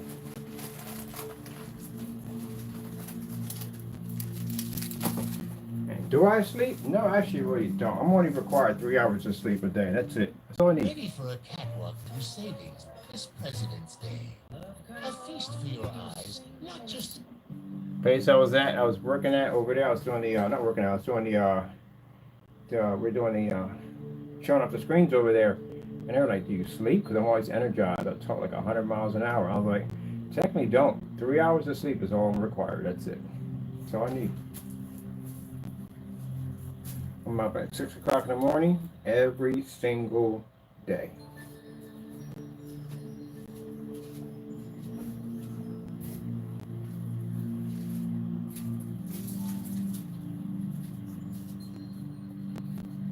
That's why when I was doing my streams, you know, I'd be getting up at 6 o'clock in the morning, 4 o'clock in the morning, 3 o'clock in the morning, doing my streams because I was up. Everybody else, most people were either working night shift or they were asleep. I was up.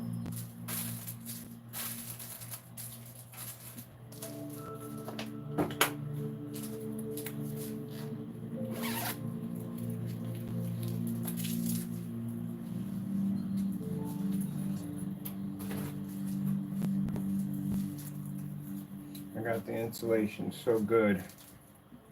Okay, so right now I don't even have to run the heat. That radiant barrier, freaking worth every penny. Got it in here, worth every freaking penny.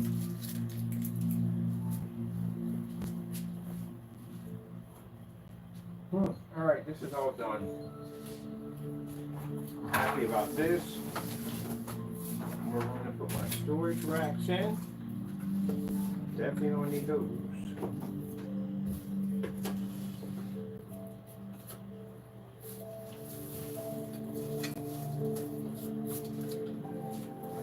I'm going to go into end of the month. I'm going to pick up my, over here I have my, both of my Chrissy short throw projectors, venues, and I got my 505 Sony Ultra Short Throw, NEC Ultra Short Throw, and I got my Sony VPL F830 at my 36.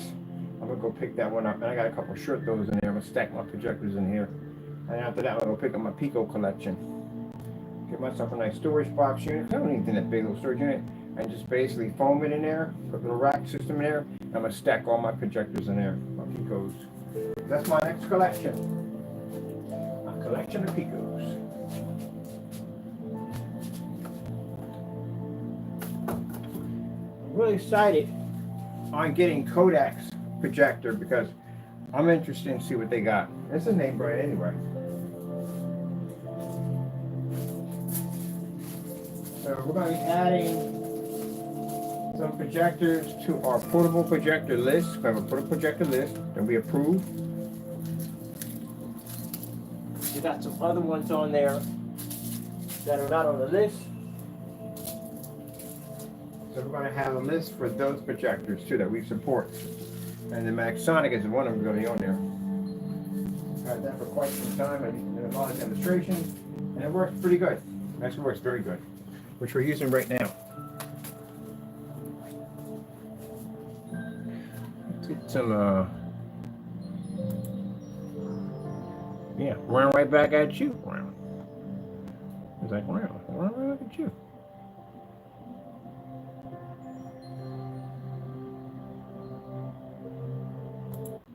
$4K, beautiful food.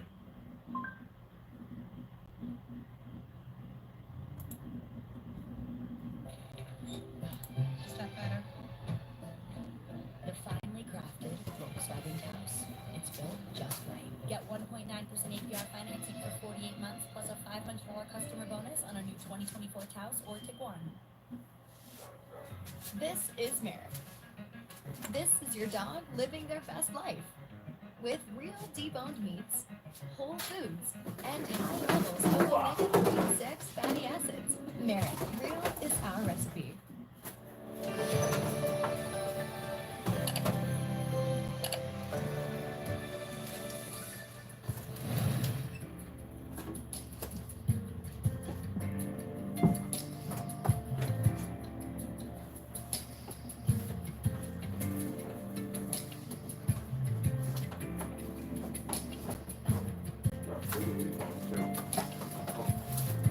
Search protector over here.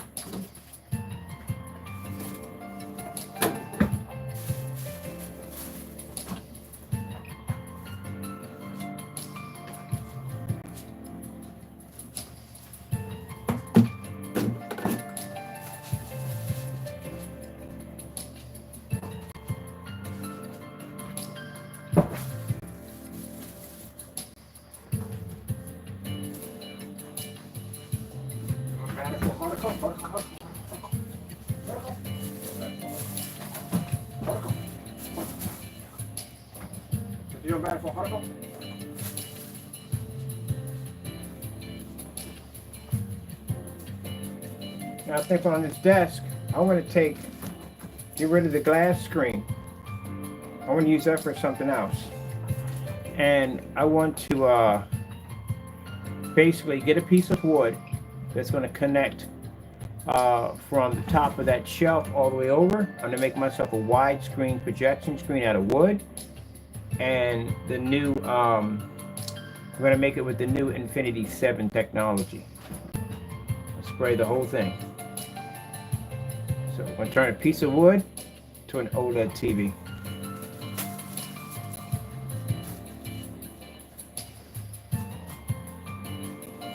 And it's going to be nice and thin because I want a thin sheet of wood from one end to the next. We're going to turn that to an OLED. Now I get people saying, well, what do you mean by OLED light? Well, any screen that has an Infinity 1 has an OLED light because they can read the Infinity 1 contrast. Any black paint can do it. Any black screen paint can do it. Still going to have to generate those white levels and colors. So that's why it's important to do the black on black test. It's very important. You back your stuff up. But anyway, yeah, we're going to turn that into an OLED screen. Can you imagine that? We're going to turn it into a gaming monitor. A piece of wood. Sounds mind-boggling, doesn't it? Well, we got a window over there right now, and we got a table, but it's going to be interesting. So imagine, instead of going out and spending money for expensive monitors, get yourself a sheet of wood. That's all you need. Or some glass, whatever.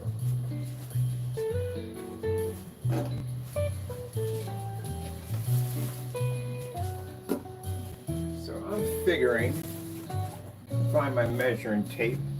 We'll put the printer underneath and turn this into one big screen. So I'm going to have my Pico projector here and my Pico projector there, and we're going to run 3 Pico projectors off this table. One for the table display and one for each screen.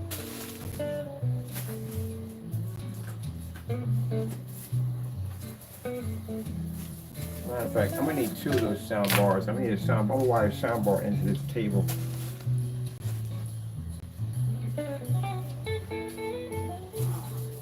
Wow. You got the zoomies? You got the zoomies? Got the zoomies.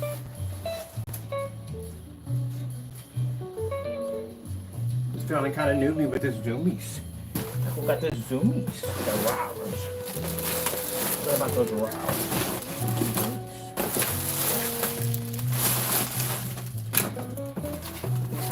The rows and the zoomies. Rows. You weirdo. You and your zoomies. Alright, that's one for the trash.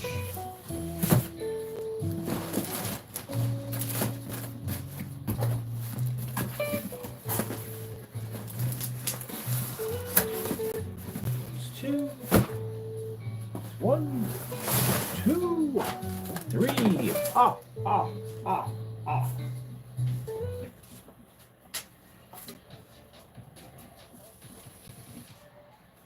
That's the count. Current eligible non-GM lessees. Three.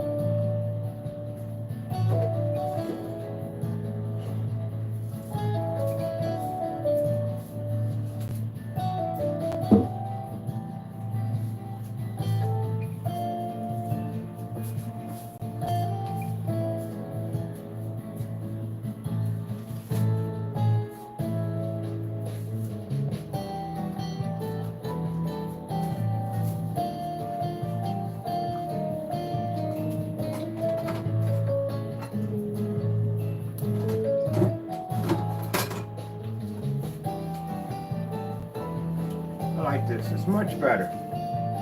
Much better than talking about the craziness. I like this. I feel at peace. Alright, we're getting there. Let's get this over here done.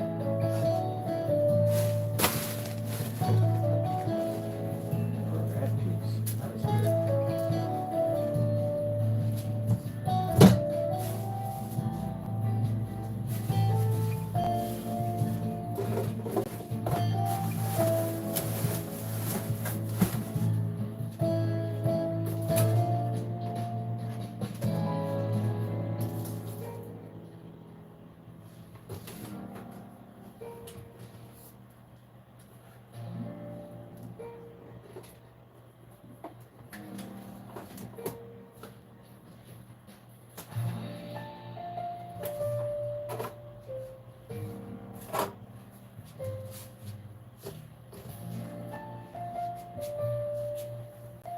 That sounds like Charlie Brown. Does sound like a Charlie Brown.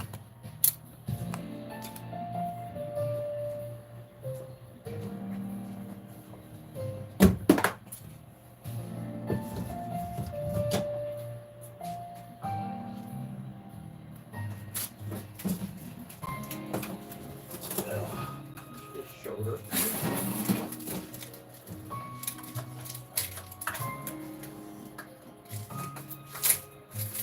Looking to upgrade your gaming setup, but want to make sure you get a good deal? Intel is partnering with Amazon to bring you lots of good deals on Intel Core CPUs, Intel Arc GPUs, and desktops. Intel Core 14th Gen processors give gamers more performance to do everything that they love. Yep, about to be there myself. I was looking at the PlayStation 6 already. No, I'm gonna build me a PC. After what I've seen, what specifications for the PS5, no, I'm good. I come out cheaper anyway. Well, no, not cheaper. It costs me more money, but still, long-term investment. That's what it comes down to. That thing really should have had a 3 terabyte hard drive in it. At least 3 terabyte hard drive.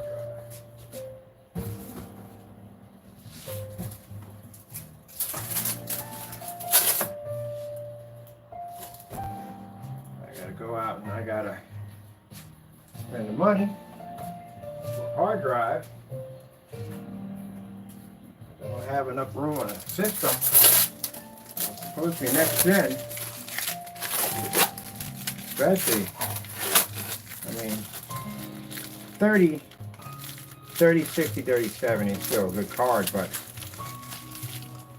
you're trying to compete with PC, you're going to have to be much higher than that. You're going to be in the 5090s. You're going to be doing that at the end of the day. You're going to even compete with PC.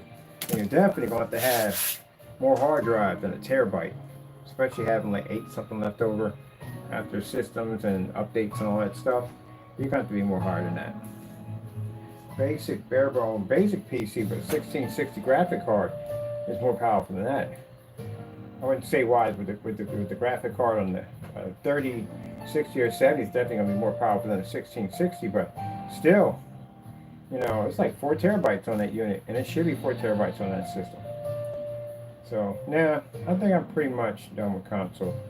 Keep my PS4, and I'm going to upgrade, get me a PC, and that's it. I don't got another buy on the system for a while.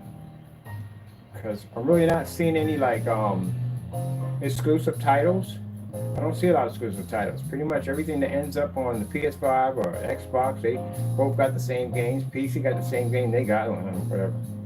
Unless you got some like developer edition on Steam, or it's only for Steam only, then there you go. And the best thing about that is too, I don't have to pay for no more subscriptions, because man, I hate that so much, man. I gotta pay for subscriptions. When I have a subscription, the box is pretty much useless. So yeah, I'm not gonna worry about that no more. I'm tired of paying for that. Your subscription went up anyway. I know my PlayStation subscription went up. It's like $80, $90 now. And meanwhile, I go jump on my PC and it's free. So nope, not a happy camper. So since they're basically PS5 has some games for PS5 only that you can't use the PS4, but still some of the games do transfer over to the PS4. And the problem is that the PS5 games are expensive, but guess what else becomes expensive? The PS4s. They charge the same price for a PS4 game that they charge for PS5 games. If you jump over on PC, it's a different game because again, my graphic quality is way beyond. And my hard drive space is going to be freaking massive, so yeah, that's where I'm going. I'll just build it.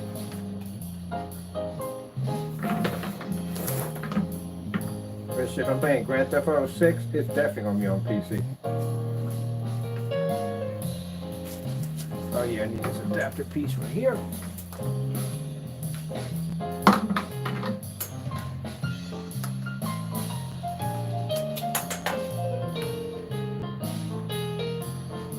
Alright, we'll get this over here. Oh, Taco Kitty! Are you extra taco-licious? Are you extra taco-licious? You talking about ramps? You and your zoomies. You and your freaking zoomies. How dare you and your zoomies. I think I'm going to use, we've got 2 extra sound bars. We got a sound bar for there, a sound bar for here. And I definitely want a sound bar for the desk when we put in our widescreen wooden monitor. Definitely going to put one in there. These 2. I'll get my hands on.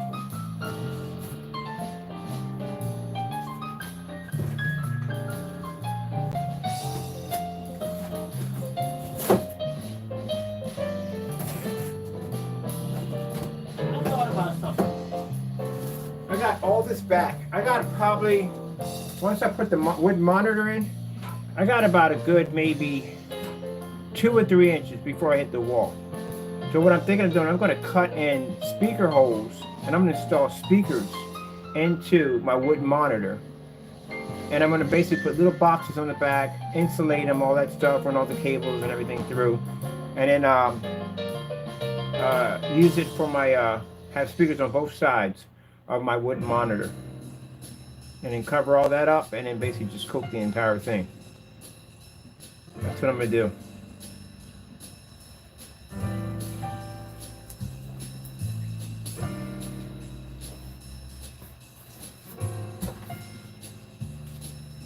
And what we'll do is we'll get ourselves an OLED monitor and stick it right next to it.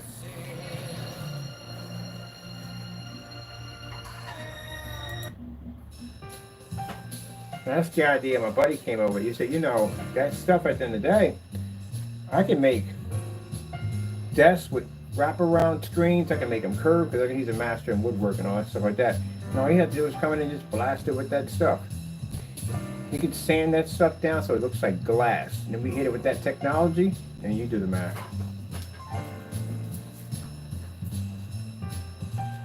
We could do a table that has a nice wraparound screen, a little curve to it.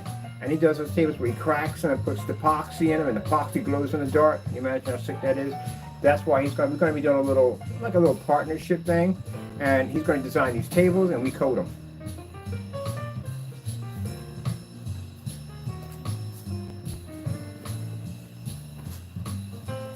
So now we can bring your gamer table to life. And on top of that, he does that stuff where he actually embeds stuff into the epoxy. So you go to your table, and you can see all kinds of like Star Wars or Lego figures or any way you want.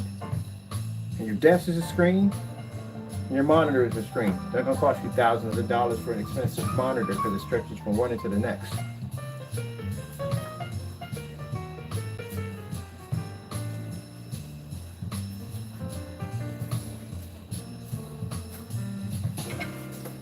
Right, should we either get an actual 16:9 or 235.1 aspect ratio.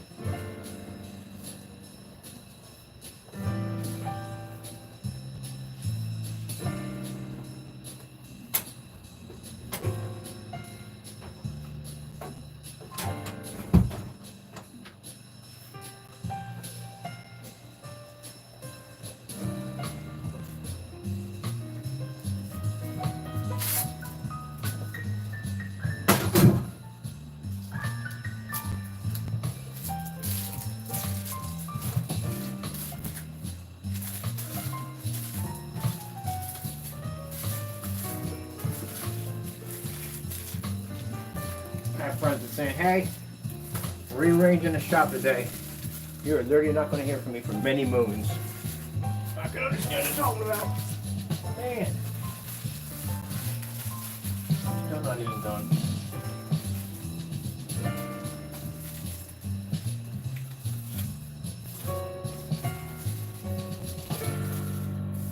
Alright, that's cool. That's all cleaned up and that's done. Whew.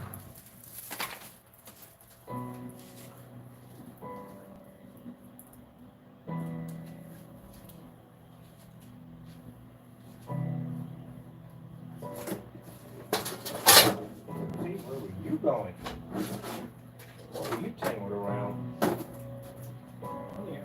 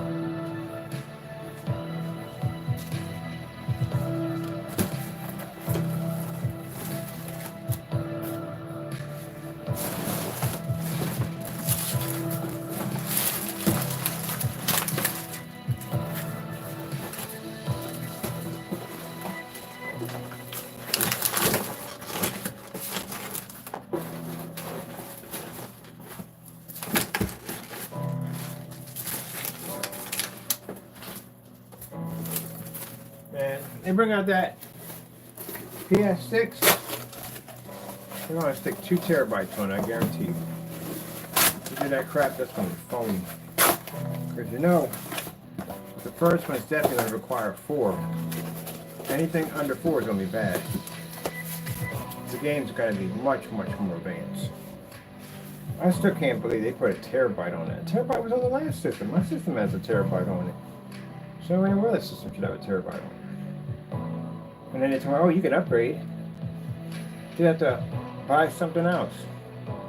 And if they made their own hard drive system, man, that would cost you so much money. It's not even funny. If you remember the 360 era, when they had their own hard drives and you could only use their own hard drives, those things were costly. You're getting like 60, 80 gigs on them, 40 gigs. That's all he was getting. Nothing, really nothing. Terabytes were like almost $400 or $500 for a terabyte unit. Nope. I think the reason why consoles are basically fading out is because they're exclusive titles. That's what made consoles consoles, those exclusive titles. That was it. I bought basically my Xbox over the PS system because of Gears of War and Halo. Huge Halo fan.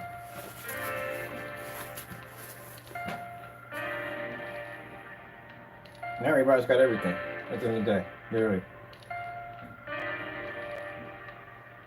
Pretty sure they got some exclusive titles, but not the big hitters. Not the ones that kept everybody coming back.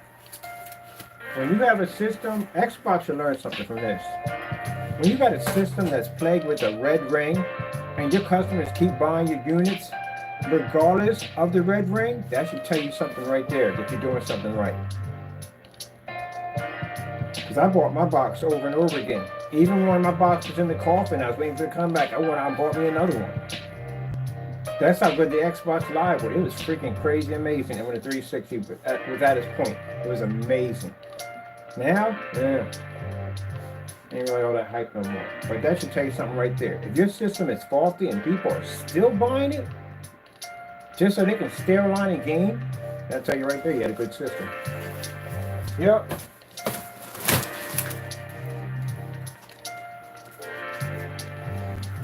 I think what switched me over to the PS system is the DRM. When they brought the DRM for the consoles, and they were talking about, well, you're going to have to play online. I don't care about that because I play on PC anyway. So, you know, PC is going to be online only anyway. So it don't really make a difference. But I got friends of mine that don't have good internet connection. They can't be online all the time. Then you can't share games, which, you know, if on PC anyways, you can gift a game to somebody, and you can do that. But, yeah, it just seems a little far-fetched for a console right now to do something like that. Especially, you know, when you have so many people that are definitely going to be against it. And when you really think about it, now, since you download everything, I mean, you really are going to be downloading everything, you can't really share games anyway. So you pretty much have hit the DRM, basically, plateau. So a lot of people say, well, you remember where the PS system was going to do it, and Xbox was going to do it, but PlayStation sat back and said, let's see what these guys do first, and let's see what happens. Let's see if how well this goes, and then we'll do it.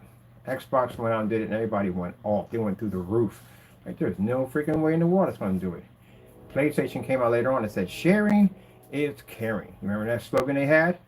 Well, they were going to do it too, because you know why? Their original systems had a 500 gig hard drive, which means they were set to do DRM, but they didn't do it because they watched the Xbox crash and burn, and they decided they weren't going to do it. But they were planning to do it anyway, because they figured you would have all this infinity hard drive space in the cloud. Yep, so they were going to do it. But if you look at the systems now, a terabyte. If you have a terabyte on the gen system for the PS4, and you put the same terabyte system on the PS5, like, why would you do that if you know the games are going to consume tons and tons of memory? So why would you do that? But we made it possible so you can go out and buy more hard drives to upgrade. Yeah, but that's extra money I got to take out of my pocket. I ain't spent enough money for your system already, along games and everything else, and controllers and everything else. Why the heck am I going out and buying me a memory card? Because that's pretty much what you purchase. You purchase a memory card. You know, the days of memory cards are supposed to be over, you know, with the PlayStation and GameCube. You purchased a memory card. I got people saying, oh no, I just ordered more space. No, you ordered a memory card. That's what you bought. They got you to buy a memory card. And it's not even, good thing it's not their memory card, because that costs you a lot of money. So, you know, that was just, I don't know if they even thought that one out through, to tell you the truth. They really didn't. So what's going to happen with the PS6? Same fiasco with the PS5. They're going to basically allow a lot of people going to buy the system out. Nobody can get one. You'll be waiting like 3-4 years down the line when the system's pretty much getting ready for the new system to push through, and you still can't get it. And by the time you do get it, it's like, what's all the hype anymore? Hype well, ain't there no more. Man, that console is fizzling out, man. It's definitely fizzling out. It's a shame, and I hate to see it go, because I do love console. I've been playing console for a very long time, but it's fizzling out. It is. And to tell you the truth, if they keep building these systems more and more powerful, it's becoming full circle. Sooner or later, you just bought a PC. You're basically hitting the PC, regardless, whether you like it or not. Those of you people that are hardcore console players, like, no, we'll never be yes, you are. You're going to be PC. You have a 30. Well, when I first started off, you had a 3080, and that's a 3080. You are PC. You are hitting the PC. You're pretty much a watered down version of a PC. That's what you are. I hate to say it, and I get people get mad about that. Like, we're not. Let me put this straight. PC gamers, I can pop my case. I can pull whatever the freak I want out of there, motherboard, whatever, and rebuild my system, upgrade my system, whatever the freak I want to do. Heck, if I don't like the cooling system, I can change all that if I want. Try doing that with your console system. You can't do that. And remember, PCs are the ones that actually build your games. Consoles don't build games. So don't get me wrong. I like the console. Consoles, less maintenance. It is. It has its perks. It's less maintenance. You're going to have to do a lot of freaking... Well, no. I forgot about that. You got to do a lot of system updating now. As I said, you're heading toward PC. If you look at console, before you came to the whole going online and watching Facebook and Twitter and all that, I'm talking about real console. Console, or basically, was just nothing but strictly gaming. Majority of most people don't even game on their console systems. They just use it for streaming. That's pretty much what they use it for. Netflix, Hulu, that's what they use it for, pretty much. Unless you're Call of Duty, then you're playing Call of Duty. You're one of those. But anyway, at the end of the day, still, most people just stream off it. I stream off mine most of the time. So you consider the fact that when console systems back then was just gaming. You come on, you just game. That's all you did was just game. Play online and game. That's it. There was no other Twitter, none of that. I remember when 360 was announcing that they were going to be bringing Twitter to 360 and Netflix to 360. And everybody was like, whoa, that's freaking crazy. And the Netflix on the 360 is far better than any Netflix I've seen on any console system, because there were avatars involved into it. You can literally invite people into these virtual Netflix worlds, and they work with the VR glasses too. 360, no, the PlayStation had that. The 360 had the PlayStation. No, wait, I'll take that back. Definitely take that back. So they had the avatars that you can go in and you can bring your friends and invite them into this like movie theater kind of avatar setup. But then the PS system had the VRs, and they had this kind of VR version of Netflix. That was actually freaking sick. I give them that one. That was really sick. You can watch Netflix on the beach. It had this big screen and water was flowing in. And it's on the beach. You can watch it in a high-rise luxury apartment. It's just the entire environment was just changing. You just be in this different world. I give them that. That was freaking sick. That was definitely freaking sick. But, you know, it was a different way of seeing Netflix. Nowadays, it's like on screen. It's Netflix. You know, whatever. But the VR version of it was freaking sick. I give them that one. That was a bit of a beast. But anyway, all in all, it's not really a gaming system. You're converting to PC. Slowly but surely. The downside is the fact that they're ripping you off on freaking memory like there's no tomorrow. They're giving you good graphic cards that they're doing. They give you a good CPU to a certain degree, but your RAM and freaking hard drive capability and cooling system is trash. It is trash. You're building a very powerful machine, and you're sticking these dinky, probably 120 millimeter, 104 millimeter fans on them. They're trash. You literally have to put on a really good system in there, a good fan system in there, and some way for heat to be able to exhaust. A good exhaust system is definitely going to be needed. But then again, if you install a bunch of fans and you got this system that sounds like the Batmobile firing up under your desk or on top of your desk, and then you're dealing with the tons of dust that's going to filter into your system, because fans suck in a ton of dust into your system. But you got, little fan filters on them that you can pull them out, clean them with a toothbrush. Or just make them liquid cool. It'd be so much easier. I mean, you don't have to have the Boss liquid cool. You don't have to have the daisy chain from one section to the next. You don't need all that. Just a basic liquid cool system. They make them. I use them a couple of times when I do PC mods. It's just basically just the radiator system, fan system, and your copper block. That's basically about it. It's like a liquid gel that pushes back and forth that keeps it nice and cool. That's all you need. That's it.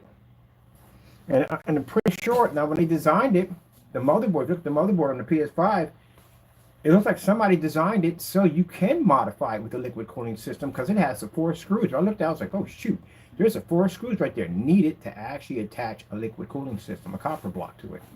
It's right there. The other system only had 1. This has 4. So it's kind of like they kind of preset it, like, you know, if someone's put liquid on it, and can hold it against them, let them do it. If they can do it, yeah, you can. Take it out, put it in the case. It even has the same amount of screws that you would need to put that thing into a motherboard, into a case. The motherboard screws are just exactly the same height that you can fit it into a case. But somebody thought of that ahead of time. I would have, but you know, for what they're charging you for this system, is it worth it? I think no, it's not. It's not worth it. It really isn't. If you're gonna basically build a system like that, at least put 4 terabytes on it. At least, because your system updating, all that stuff is going to eat through the rest of that like there's no tomorrow.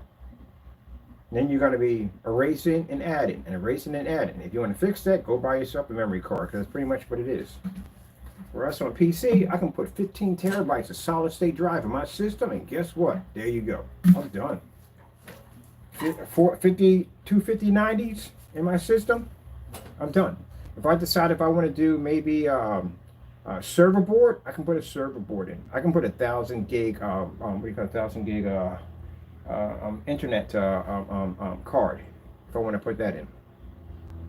My last system I had, well, that's a long time ago, had a 2011 server board in it.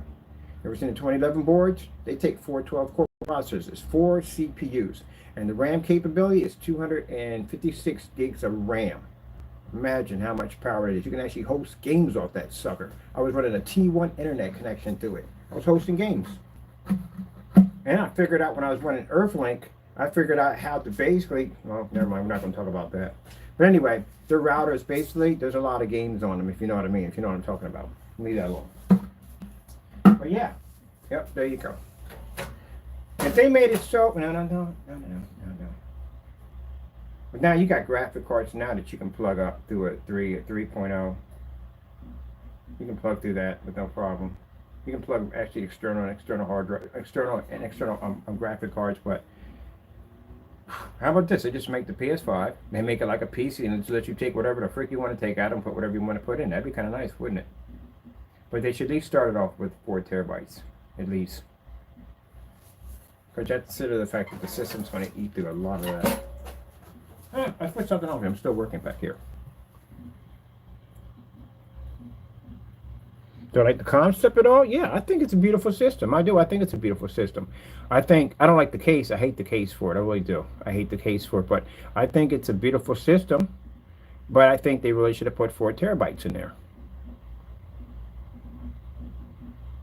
Because what in Captain Crunch were they doing with that one? Start clean with Clorox. Because when I be in those rooms having those conversations back and forth, and the guy's like, well, you know, we can upgrade. Both systems have the ability to upgrade. We can upgrade. We can just go out and buy more hard drive space. So technically you just bought a memory card. Because when we're on PC, we don't go, well, you know, hey, I got to buy more. We just max those things out. Most people max them out. You're going to have enough in there anyway to begin with. You're just going to have enough. Because you're building it yourself. You have that freedom to do that. You want to put in 3 terabytes, want to put in 4 terabytes, 5 terabytes, 15 terabytes, 20 terabytes. I have that choice because I'm building the system myself. It's not coming like that where that's what you're going to be dealing with, and then you have to basically go buy extra to basically upgrade that, and you're maxed out at 4. I think, yeah, maxed out at 4. Unless somebody figured out how to put a terabyte on it. I'm pretty sure somebody did that already too. If you got them gurus at the end of the day, them PC gurus, they will figure out anything at the end of the day. I gotta look that up. Did anyone ever put a terabyte on there? Because you know people do that stuff at the end of the day. There's a guy I used to talk with from time to time. He was back in the day when you used breadboards, when everybody did soldering on a board. You didn't buy it already preset. You got to put in whatever you want to put on there. And he basically took apart the entire board for Xbox 360 and rebuilt it. He did some crazy stuff. He is an interesting dude, man. Those are people I can sit back and have conversations with all day. They do some crazy stuff. Like, really? That's freaking cool. As a matter of fact, one of my friends, the person that I met her on PayPal. She was a representative for PayPal. She's military. She's a tank commander. Can you believe that's crazy? I was like, you're what? I was a tank commander. And they all had these, her family, they all had these crazy, freaking, like, insane IQs. Dad worked for NASA, mother's some freaking, like, expert and some mathematician crazy stuff. I mean, it's insane. Like, they're really crazy intelligent. But she operated and basically repaired. She was a tank commander. I was like, wow. Really nice person. Her and I was both military. Real cool. But she wasn't one of my customers. She actually helped me with a complaint that I had. But yeah, she was a freaking tank commander. I was like, ooh. We had to talk, and I said, man, you know, I would love to have an M1. I want an M1 so badly with a cloaking system. He said, really? It's funny you would say that because I'm a tank commander. I was like, really? Yeah. She's actually on my Facebook page. Became good friends. She's on my Facebook page. And I saw the pictures and stuff like that. I was like, wow, that's freaking crazy. So she can teach me to drive a tank if I ever want to learn to drive one and repair it. That's why I say I find people fascinating. People at the end of the day say, we're fascinated by you. I'm fascinated what you do. I had a friend of mine build luxury birdhouses. That was freaking amazing. I find anybody's job fascinating. You could be a can collector, just recycling. I find that fascinating. There's always a science and something around it, something I can learn new every day. I find everything that everybody does fascinating. So when people say at the end of the day, oh, my job is not that fascinating, yeah, let me know. Tell me about it. I'm curious. I find everything fascinating. That's why I love when people go on YouTube and they go, oh, they tear down what somebody's doing at the end of the day. Well, you know what? Can you do it? So you're tearing people down, support them.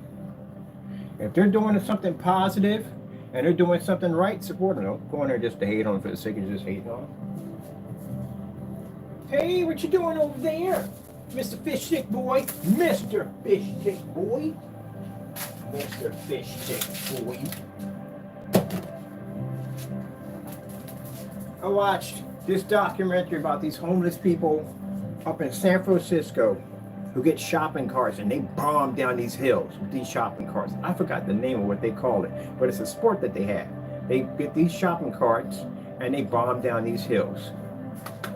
Man, I find their lives interesting too. All homeless people are crazy, psychotic people at the end of the day. You meet some of the most fascinating people. You'd be surprised. Some of those people living on the street right now have more money than you and me put together in a lifetime. Some are basically far more smarter than you at the end of the day, far more intelligent. You have a lot of people out there that basically at the end of the day just got tired of society and decided to quit and just whatever. But you'd be surprised. Never judge a book by its cover. And people say, all homeless people, this and the other. I know people that are homeless that, again, have millions and millions of dollars, that are filthy rich, but they got no need for it. I remember one time, and some of this stuff is crazy. Some stuff is crazy. If I'm outside in the cold, I'm spending some of that money. I got to spend some of that money. But some people, they don't want nothing to do with it at all. There was a story about a woman who, they found her in a cardboard box. She froze to death. And they checked on that woman was worth millions of dollars. Some people are misers. They can't spend their money. I don't know where you can be like that. Like, that's crazy. But anyway, yeah. They found her body. Just down right here in Philly. Found her body in a cardboard box. And she froze to death. And they thought she was poor. She wasn't. She was extremely wealthy. Very, very wealthy. Just can't spend the money. You watch Cheapskates. You ever watched Cheapskates before? You ever seen the houses those people live in? They don't live in no cardboard boxes. Everybody in Cheapskates live in really, really nice houses. They drive nice cars and all that stuff. They live in nice neighborhoods, all that. They just Don't spend the money. That's what I don't understand about that part. That's the part that gives me the headache at the end of the day. They got nice homes. They drive nice cars. The woman in New York City lived in Manhattan. How much money it cost to live in Manhattan? She lived in Manhattan. She had money. They pay their rent. They work jobs, but they just don't do things that everybody else does. Like one person uses a single light bulb for the entire house. Oh, I don't know which one was more disgusting, man. The guy who basically all of them take the same bath and the same bath water, or the one that ticked off a lot of people. And this guy was actually receiving death threats. There was two that was receiving death threats on there. One of them was the guy who was married, and his wife's anniversary, his wife's birthday was coming up. And he went and got, oh God, I swear this is just freaking unbelievable. He was picking grains of rice off the ground in front of a church. Because people throw out rice, for a wedding. And he was picking up the grains and the rice. And he said, look, we got enough here to make a meal right here. I mean, lie to you not. They went to the movies and he dug in the trash and found one of those refillable cups and went over and got the popcorn bag out of the trash and got a refillable soda for her out of the trash. Because at first he brought fruit with him for her to eat. That one right there, he received death threats because people were disgusted by it. And the other one was the other fellow, African-American man, who basically was living in a restaurant. There was a restaurant converted into like somewhat of a livable quarters. And he had these big giant not mason jars, but these big giant water bottles filled with quarters and pennies and stuff. That's the one that took him to the all-you-can-eat buffet. And all you can eat buffet, and they're all going to eat from one plate. That's what he was trying to do, but his wife stopped it, and they all got their own plates. But he paid for everything in change. He had a sock full of change, and that's how he paid for it. But the part that why he got the death threats was because he was bragging about how much money he had in his accounts. He was showing on a computer how much money he has in this account, how much money he has. And those are real banking accounts. But the dummy account had hardly any money in it. And that's what he was feeding his family off. And that's why he received death threats. There's one thing, if you're going to do it to yourself, that's you at the end of the day. But if you're going to do it to your family, you're scum. You got to take care of your family at the end of the day. Yep. He didn't buy, the daughter didn't have new clothes. The son didn't have new clothes. He was just basically giving them nothing at the end of the day. Some people it's a sickness. It actually is a sickness. And some people choose it, and some people it's a sickness. They just, whatever happened in their lifetime, or whatever their parents put them through, it just passed on to them. But I couldn't imagine that the other day. You're not to go bonkers, but at least enjoy some of it. But yeah, she found her body frozen to death in a cardboard box. She was worth millions of dollars. That's crazy. That's when it gets to that point, that's when it becomes a sickness. That's when it's a sickness. Some people are just cheap, period. That's all. But that's when it's a sickness. When you got frugal, people get frugal. They really want to spend the money. Now, message to people that are like that at the end of the day, let me tell you something. When you pass off the earth, you're going to spend your money like crazy. You're going to blow it on everything and anything you could possibly think of. So you might as well enjoy it while you're here. Because when you pass off the earth, you're not taking it with you. All that saving and pension, it's nice to save and have a little money for a rainy day. There's nothing wrong with that. But if you're doing it to the point where you're starving, you're not eating right, you don't have a proper roof over top of your head, you know what I mean? You're just digging out of the trash. That's unnecessary if you got that kind of money to begin with saved up. And it gets me when the people on there, the people that marry these people, and they go, well, how can you complain about it? You knew he was like that from day one. When you first met him, you knew he was like that. You got to have been with somebody for a while before you marry them, so you knew what kind of person he was. You did go on dates with him, so don't act innocent. Don't act surprised. This is all new. You knew he was like this. Now, somewhere along the line, if you spent money and everything was good, and then boom, he popped up and became this person, then I can understand that. But if you knew this person was like this from day one, how can you be surprised? That's how they are. Can't be shocked over that. So, but anyway, yeah, you've got that kind of money at the end of the day, and you got some savings in there. You can go and buy yourself some food and some nice clothes and whatever, and live, comfortably. You don't have to be rich and go blow your money on expensive stuff, but just live normal, for goodness sakes. You got to live like that at the end of the day, and you have that kind of money. You know, when you pass off the earth, what's going to happen, right? Your money, basically, at the end of the day, is going to go to other people, and they're going to spend it. Every dime of it. So everything you did was for nothing. Enjoy what you have. If you're blessed to have a good job and make good money, at the end of the day, enjoy it. If you become frugal with it, if you won't give money to your own family, you won't give money to other people to help them out at the end of the day. You become selfish. So when you pass off this earth, your money will be spent. Yep. All of it. Nothing you can do about it. Not one thing. All of it. And worse upon worse, and I hate to say this because you're going to have some people that don't like you because of what you did to them. If you're on your deathbed and you're about to die, the first thing they're going to say to you is, I'm spending all your money. Ain't nothing you can do about it. So enjoy it while you're here. Because you can't enjoy it in this life because you're not taking it with you. Alright, this is trash, right? This is all trash. This is right here. What's over here? This is trash, right? I got all that bagged up? Alright, cool. That's what I'm talking about. I got it done. Hey, you gotta enjoy it, man. So you gotta go buck wild. That's not fun.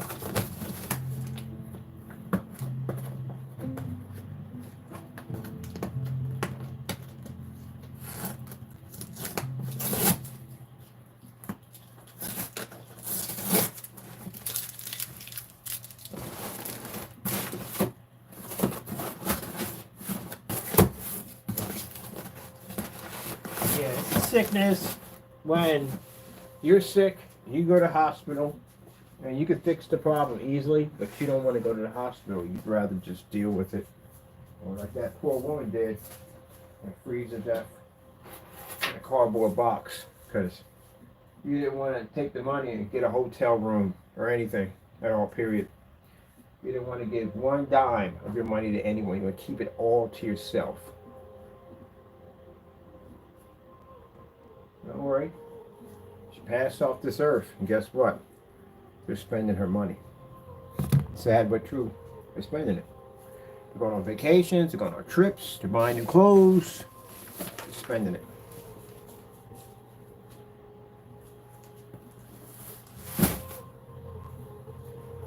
So when you see people in the comment section saying, what you saving for? You can't take it with you. Someone's going to spend it. That's what's going to happen to it. So you might as well enjoy it. All the things that you didn't get a chance to do with it, you're going to enjoy it at nice restaurants. Like I said, go on vacations, buy brand new cars,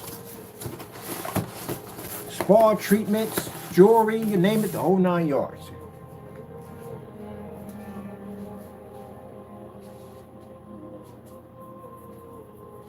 Unless you're like, well, the Queen of Mean in New York City. She was a, you ever read the documentary on that one? The Queen of Mean? This woman was a massive slumlord. And when she died, she donated all her money to her dog.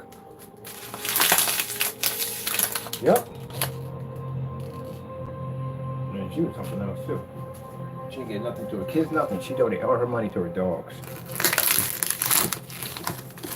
As I said before, on how you treat people in life, either you pay for it in this world or you pay for it in the next. I'd rather pay for it in this world better than pay for it in the next. But anyway, yeah. No use in being greedy. Enjoy your money.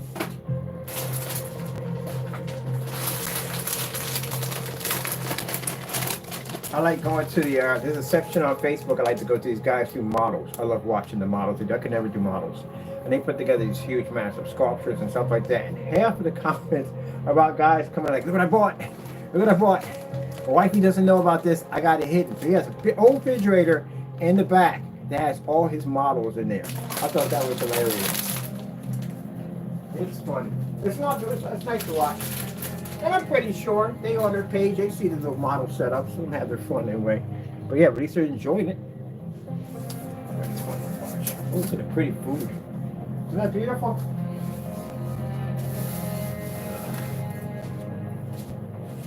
All right, we got all that done. We got all this boxed up. Gotta break down some stuff. just had too many boxes in here and a whole lot of junk that we just didn't need. And I got some tools and stuff I don't use anymore. I'm gonna donate those to the I'm gonna donate some of those tools over to Salvation Army.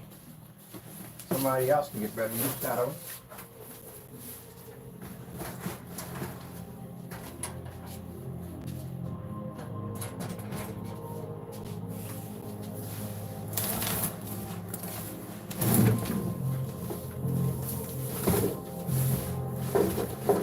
Supposed to get up today and do projector mapping, but I had to take care of this first. Alright, that's all done. Everything else is finished there. Put this up so I can get my hands on it.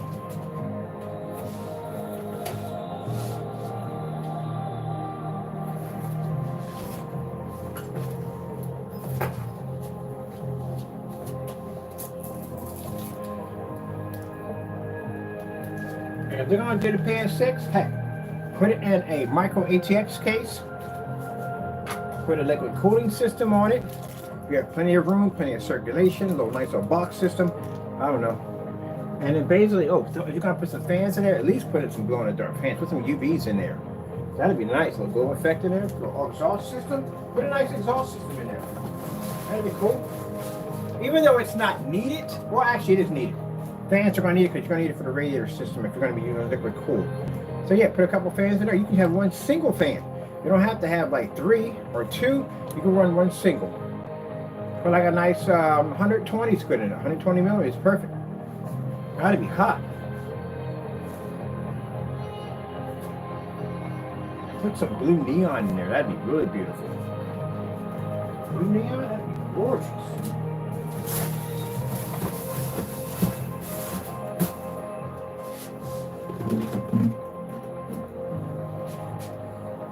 So I was going to say, but that's when it costs. The mod parts don't cost money. The mod parts are cheap at the end of the day.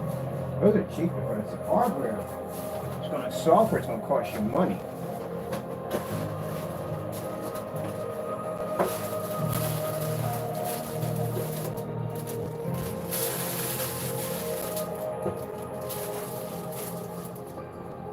That'd be super, super crazy. Super crazy. This music is driving me nuts. I don't know about you, but hearing this over and over again. There's some beautiful flowers in there. All right, I'm just If you about want to done. start Airbnb-ing your home and you're wondering how to get from step 1 to guest 1, Airbnb setup will help you get started. Rainbow Financial Advice can help you save for vacation, retirement, your first home, and more. We're here to help you. Imagine your kids coming back from college talking about, wait, you turned my room into a what? Services. I'm like, hey, somebody got to get my money back for that college. At the end of the day, it wasn't cheap. Ugh. You have no idea how much money you owe me. You will never, ever, ever be able to pay it back. Virtually impossible. So yes, I turned your room. And by the way, it's not your room, it's my room. Did you help buy the house? Oh, no, you didn't? All right, there you go. There you go. Bye-bye. Some people get excited. He turned my room into a guest room. Can you believe that? Did you pay for the house? No, well, guess not. Bye-bye. And it's funny how they go through all that, and then they finally get a family, have kids, and go through the same thing themselves. Their kids will come home like, wait, you turned my room into what? Like, wait a minute, where have I heard this one before? Oh, yeah, I got to call my mom real quick. Hey, by the way, I was a total, complete douchebag when I came and made that whole statement. Thank you so much for being reasonable with me. I'm going through the same thing myself. All right, yeah. Do it yourself.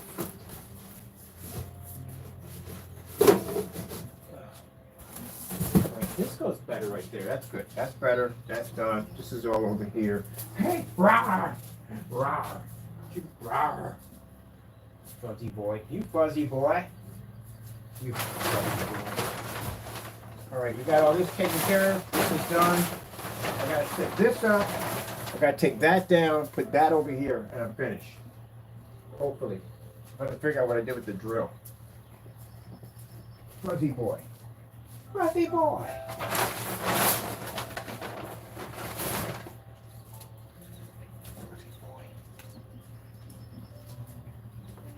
Here's the TV boy. I think I looked at Cable Boy. Cable Boy. Is Cable Boy on Seinfeld? Cable Boy? No. No. My Cable Boy. I think it was Cable Boy. Oh, I think that was the most hilarious one, man, on Seinfeld. Oh, they're all hilarious, but the one when he gets the free, the cable, the free cable box, the illegal channels. FBI shows up. And he tries to run for this. No, they shoot him up. Oh, my poor little Cable Boy. My Cable Boy. Oh, man.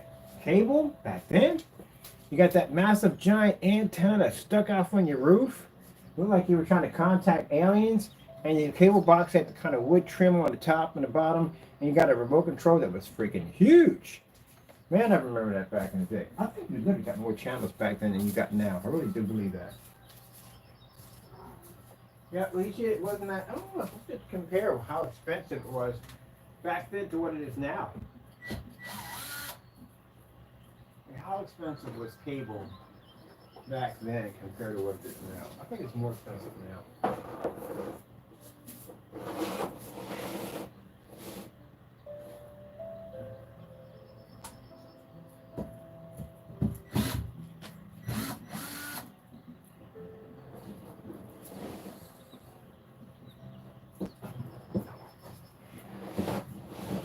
It's going somewhere it's not supposed to go to. Really?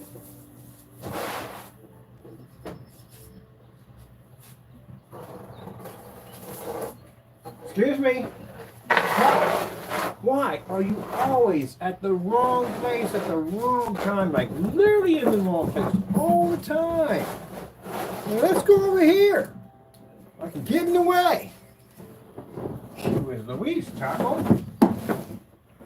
I think I got one right there. Just finds interesting ways of being places you're not supposed to be at. Yeah, you. Yeah, you. Just find interesting places. Pop at it. I'm not supposed to be at. Don't you even think about it, buddy. Look at my screen like I'm gonna go lay against it. No, you better not.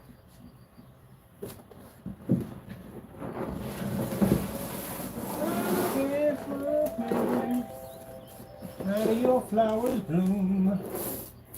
Oh man, you know you're supposed to have that on your post right there. I'm about to say, I have an argument with myself over here. The team is looking down the barrel of a 4:55 meeting. Can't change that right now. I'm kind of like in the middle of something. Jill, can they turn it around and make this meeting an email? It's gonna be a tough shot. But whoa there, sister from Grammarly. Jones is taking the ball and running with it. He's asking Grammarly to write the first draft of an email. What a play. Grammarly is an AI writing partner that helps you make your point. And it's super private, Jill. They've got a strong defense. And watch her finesse. She's adjusting the tone beautifully. You're right. Look at that, Jill. It really sounds like her. Super voice private? substitute. You're right. Somebody somewhere is collecting your data. And Yeah, right. Don't believe in that nonsense. good. They're giving it the full... Oh, your private files and all that stuff? Oh, heck no. Bad enough Facebook does it. Can you imagine how crazy that is when you think about Facebook? Your entire family, everything is like a blueprint of all your family members and friends and everything you've done, everything, bam, right on Facebook, and they have all that information. They got access to all that. Yes, they do. They say they don't, they do. That's why on my Facebook page, you won't know who's family, who's not family. I'm not that stupid at the end of the day. I don't put down who's family. No one knows who's who. There's a bunch of strangers on my account. You don't know who's connected to who. And they don't even have their names attached to their account at all, period. I got mine down as Kenneth Bird. That's basically about it. But other than that, who's connected, who's related to me, you won't find it on my page. Nope. Because the first thing they put up is, what's your family members, date of birth, all that stuff. I don't put all that stuff in there. Are you crazy? Heck no.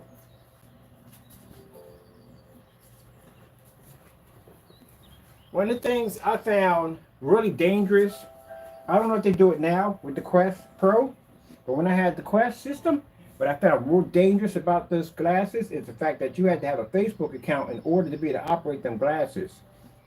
And a lot of people who are really not aware of the crazy stuff that goes on online, I don't know if you do or not, basically didn't have privacy settings set up on their glasses. And if you didn't, that means if when you pay Oculus, say if you're in a room and it's like a chat room, you can literally you're actually in the chat room, but you actually go black. That means you can actually go in and check people's profiles. So your name will pop up. All I gotta do is click on your name and I can go right into your Facebook account and get all your information right from there. That was so dangerous. When I was in the room, I was like, wait a minute, what's this button for? And I hit it and everything went black and you could just see the little names popping up, and all I have to do, a little icon will pop up like an X or whatever it would have, and you hit it and your Facebook page would just pop up. Now some people would say to have it in private is the way to do it, but some people didn't. And I can actually go through your entire family right there and see everything there is about you. Extremely dangerous. So I don't know why you would even have that to get up set up with an account. And the jacked thing about it, say you did something stupid in there, and admin was happened to be in there, and see you do the things, stupid things. They would have admin in there from time to time, referees, whatever you want to call it of the day, security, whatever you want to call them, but they were in there. And they say you do something stupid or say something stupid, whatever, and you get banned on there, your Facebook account also got banned. If you got banned on Facebook, you couldn't activate that either. But still, extremely dangerous. Yeah. Very, very dangerous. You shouldn't have had it that way. They should have it, we can just set it up with your account, put your information in, and all that's just private. No one knows about that. That's how it should have been done. The way they did it, that was crazily reckless.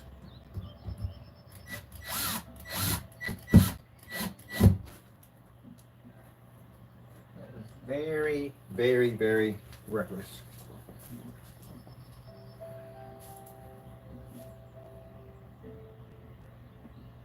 I mark all my accounts private anyway, but still, that's the most reckless thing I've ever seen. You go into anyone's account online when you're gaming, you just get whatever crap they put in their profile. Most of just a bunch of funny games and kicks and giggles. But this was literally somebody could go in and access your Facebook account online that you had no idea we were having this conversation with what the freak they're all about. It's really dangerous. And yes, we met some creepos on it too. A lot of creepos. I told you they had the rec room. That's what it's called. I can't forget the name of that thing. What it's called, the rec room. The rec room. Oh my goodness. I hope they don't have that on the new system. Because man, that was not a good idea. Who the freak thought of that idea? Was the dumbest idea ever. So, the rec room was for kids. Everything in the rec room. What's this? I like games like this.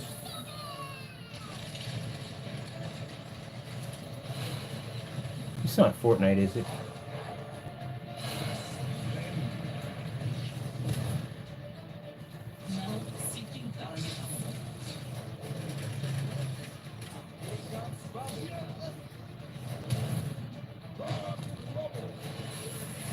For crossplay, everybody's gonna be on that. No matter what console you got, you can be on PC and play that. But that looks freaking cool. I like it. It's like a 3D version of Smash Brothers.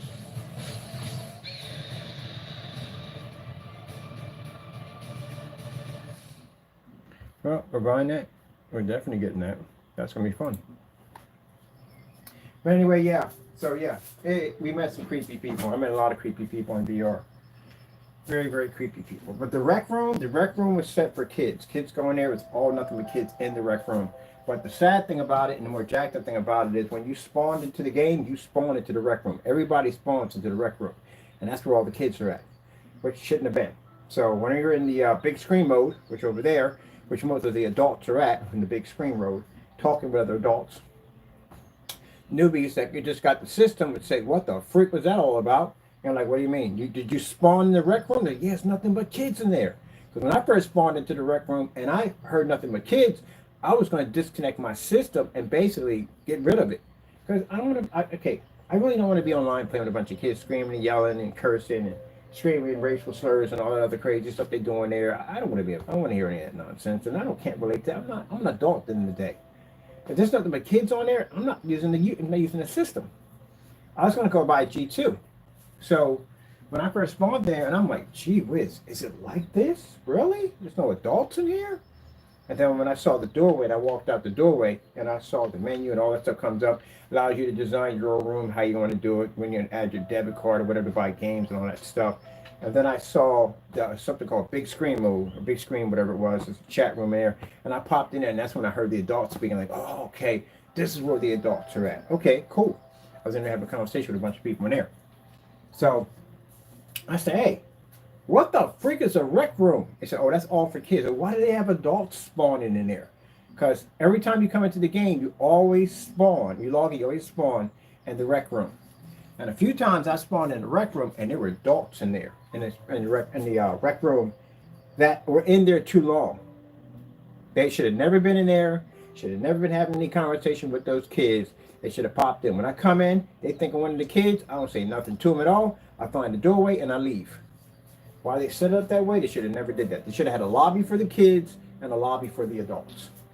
That's how they should have did it. But no, they didn't. Nope. I don't know why they did it that way. So it was weird. I'm not accusing anybody of anything. I just thought it was weird that adults are popping up in a center for kids. And they shouldn't have been there at all, period. That's one thing I found uncomfortable about that game. About that VR system set up.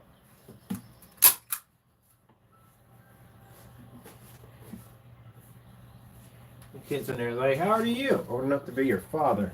Get out of my face. I have no way to have a conversation with you. You got a bunch of ones over there. Go talk with them over there. There's nothing to freaking comment. Go over there.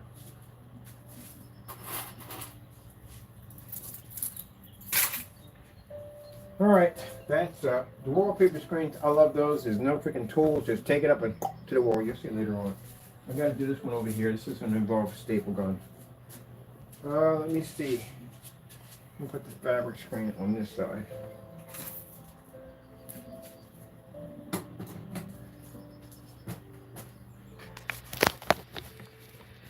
We'll turn on everything. There's my wallpaper screen right there. Organizing my projectors and stuff, so that's what's going on in the background. When you're hearing stuff move around, I'm back there basically switching my screens out, putting that one over there because I want to put a motorized screen over there because I want to do some demonstrations on motorized, and I want to do a motorized outside too. It'd be kind of cool if they had a portable motorized screen. And that'd be so cool. How come there is no portable motorized projection screen? See, all these cool ideas and no one's doing them. There should be a 235.1 motorized projection screen. How come we don't have one of them? What's the dealio? What is the dealio? Look at that, Taco. How come we don't have a motorized 235.1 screen? How come we don't have one? Why? Why do we don't have one, Taco? Why? I'm just baffled on that, Taco. I'm so baffled on that. Why we don't have one, Taco? I don't know. I don't know why.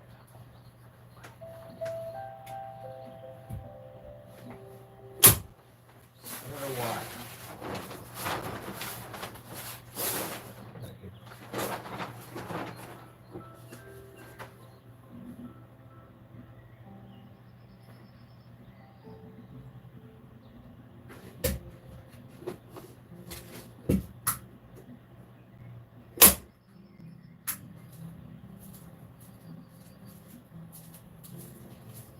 I need to get that straight.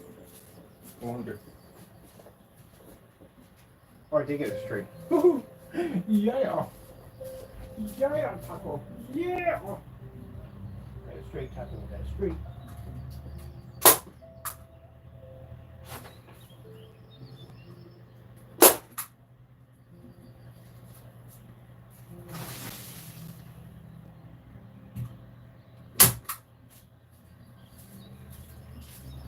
Alright, that's cool. Got them swapped out. Get the fabric on that side, got the wallpaper on this side. Ouch, mother freaking Jerry's ghost. That's my curse word, people. That's not Irish anymore. I used to when I was young, I cursed a lot. Now, nope. No more. I don't like to say those words.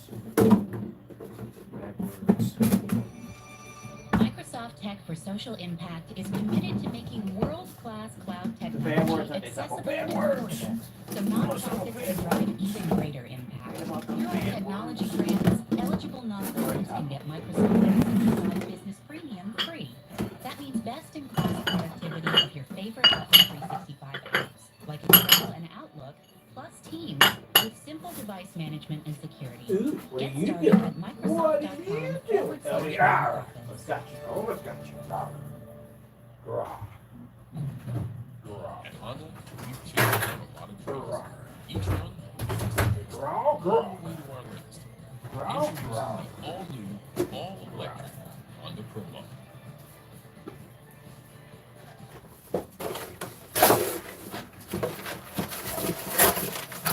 Look, man. Well, we gotta sweep up anyway.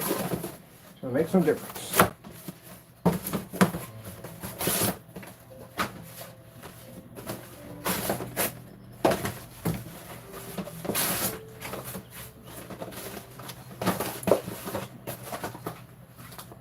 Alright, I'm gonna put these boxes over here. I'll take these out later on tonight.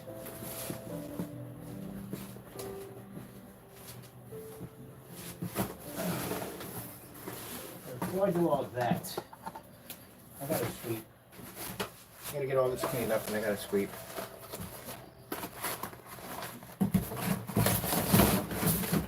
Put all this over here. Let's see. I've got those staples on the floor. God gracious, you don't want to step on this thing shirt like a mother jumper.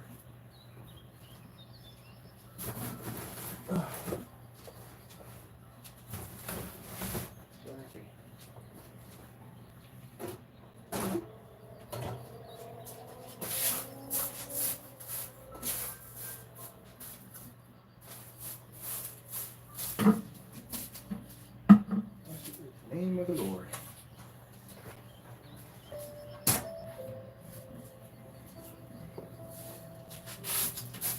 I saw this great movie. It's on YouTube for free. And it's about this guy who was a real big time drug dealer. Big time drug dealer. Him and this other guy had some problems because he had this nightclub and this guy was selling drugs in his nightclub. And he tried to explain to him, look, I don't want this kind of heat at the end of the day because it'll mess up my operations. So he caught one of his dealers in the back and they broke his legs. So he's in the club with his wife and the guy finds out, they had a little conversation in front of the club. And he said, hey, your man's out back. So they figured out their man out back got beat up, and they decided they're going to go in the club and kill this guy. So one guy's talking on the back of the phone. He sees these guys open the door with these guns, and he runs in to try to warn his buddy, pulls out his gun, and the other guy's right behind and kills him. He dies. So the guy's in the back area upstairs with his wife, you know, and they're having a little fun business. The guy who had the conversation with opens up the door, fires a couple of rounds, and hits his wife and kills her. And he goes to jail. Because, again, they was watching him the entire time anyway. So they both end up in jail. He's been there for a while. The other guy, they didn't catch him. They haven't caught him. He's on the run. They haven't caught him. So anyway, later on, after this guy is still sitting in jail, and he's a big-time legend, dealer. Of course, you know, he gets all the seniority because everybody's terrified of him because what he is, at the end of the day, is a really brutal individual. He's brutal out there, he's brutal in there. So he owns and he runs that place. Literally, he does what he does. But anyway, as he's in there, he does have a son. This cop's on later on. He has a son. And the guy who shot his wife is on top of the roof making his drug deal. with this guy they know in the neighborhood, and find out that the guy he was talking to do the trade-off was an officer. And now he ends up in the same prison with the guy who basically who murdered his wife. He's also heavily connected too. On top of it, he has a lot of pull, a lot of tie on the outside world that he can use on the inside to get what he wants. But long story short, the bigger drug dealer is having some problems. He's having some complications. He's seeing things. He's seeing people that he's murdered come back to see him, and he doesn't know what's wrong with him. And then later, as they're walking him through, he starts hemorrhaging. He has a seizure, and they find out he has a tumor in his head, and he's going to die. He has 6 months to live. So as he's sitting in there, he realizes that he doesn't know what's waiting for him. And the guy who comes by and brings him these books has been encouraging him to read the Bible. He didn't want to read the Bible, had nothing to do with it. But he asked for the book. He woke up. He had those people sitting there staring at him again, and it scared the dead. He said, somebody is in this jail cell with me, and I'm looking at him right now. These are the people he murdered. The guy who was giving him the books was also two henchmen that worked with him. He also killed some people too, and that's why he's in there too. And he said, who are you seeing? He named these two people. He said, they're dead. We killed them a long time ago. How are you seeing them? He said, I'm in there having a conversation with them right now. So he said, that Bible, he said, you still got it? He said, yeah, I got it. He says, I'm going to need it. So as he starts reading this Bible, this man starts to change. He's not the ruthless killer anymore. He's a person that talks about scriptures in the Bible. That's all he talks about, scriptures in the Bible. Can be a changed person. Some of it's still there, but he still prays about it. So then, the guy gets pinched. He ends up in jail. And then later on, some other nonsense that went down with his son, which he don't know. He don't even know he exists anyway at all. He knows his son exists. Basically, there was something that went down. This guy got shot and killed in the car. He was related to his son. And long story short, they went back to they were going to have this party. This guy was going to have this party, and they were going to have this, it was another drug dealer, big time drug dealer. Two of them. Him and the other guy were two big drug dealers. And they were going to go back and have this party for one of his brothers who got out of college. This is the guy responsible for killing the guy in the car. The other guy's friend. I know it gets kind of confusing. The other guy's friend, which is actually the father of the big drug dealer, has a tumor in his head. But anyway, they go back to go kill these people at this party. They're only supposed to hit one person.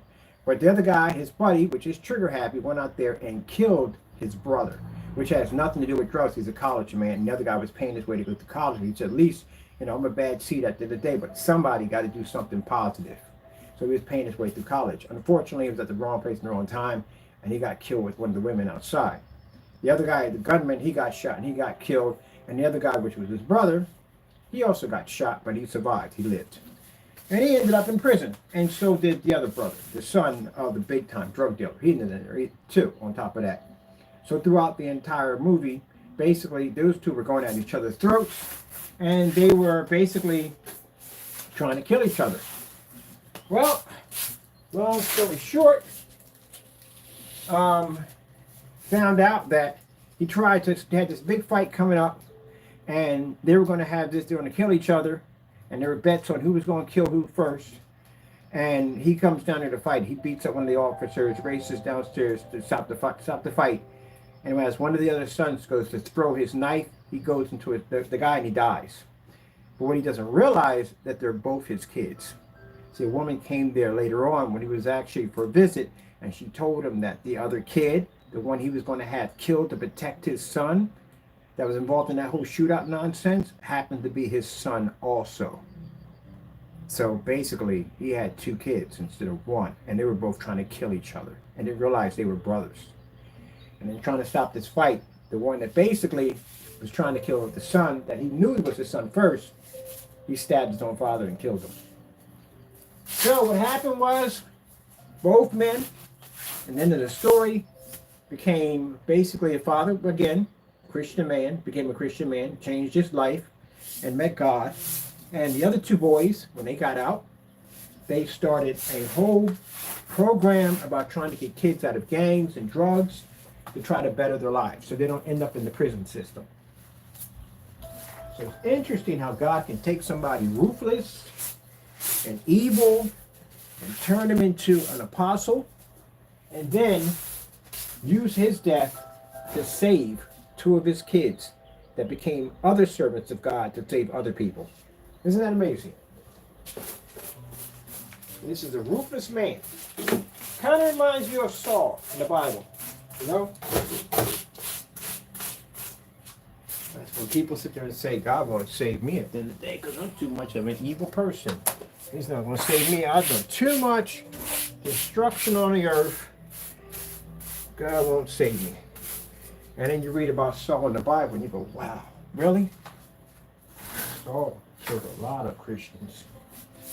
God made him an apostle. Made him a servant of God.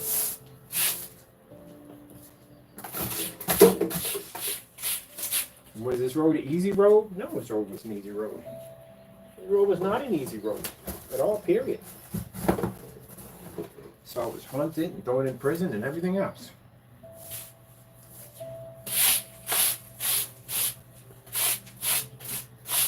It's not an easy road for him. No Christian road is an easy road.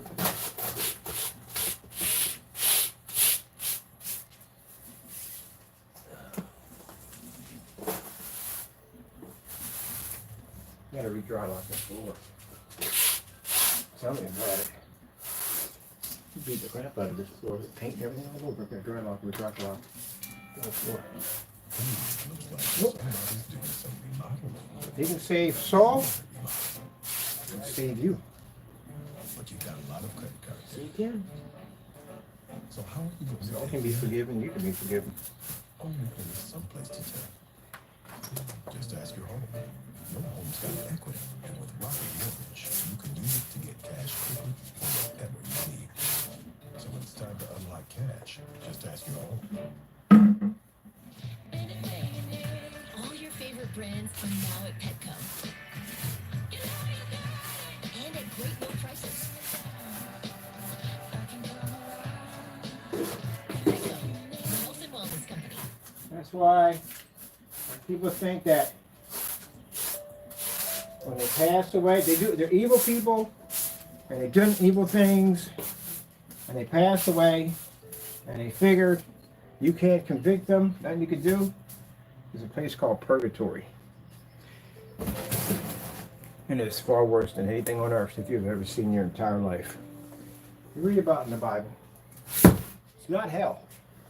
It's a holding place before your time goes to hell. Hell is much, much worse. But it's a place that you go to. You will be there to the time of judgment. You will suffer to the time of judgment. You will see things and hear things that you didn't even think were even possible. It's a very awful and very, very bad place to go. And if you haven't been saved, and you haven't accepted Jesus Christ as your Lord and Savior, and you pass off this earth, that's where you'll be. And then when the time of judgment comes, you'll burn forever for eternity in the lake of fire forever. See, the thing about it is we can't process forever because we die. But it'll be forever. Never end. Never ever end. Forever. That's the scary part. So if you haven't found God, I would find him. You know, you don't want to fall off this earth and not know his name. When the time comes and you know, when people say, well, I'm not afraid. Look, man, you got people that are most, what are you doing? You got people that are pretty much the most not afraid of anybody at the end of the day. But you can be the most hardened criminal on the face of the planet. Don't fear anybody. But when it comes time for that day for them to meet, what's going to meet the next, go over to the next world, they have a priest come in and pray over them. Hopefully their sins can be forgiven before they land over to the next world, because whatever's over there, they don't even know what's waiting for them. Christians don't fear death at all, period. Because we know there's something better than this world at the end of the day. We'll see God's face. But if you're not ready for that, then you don't know what's waiting for you. And you don't want to be wrong. You definitely do not want to be wrong.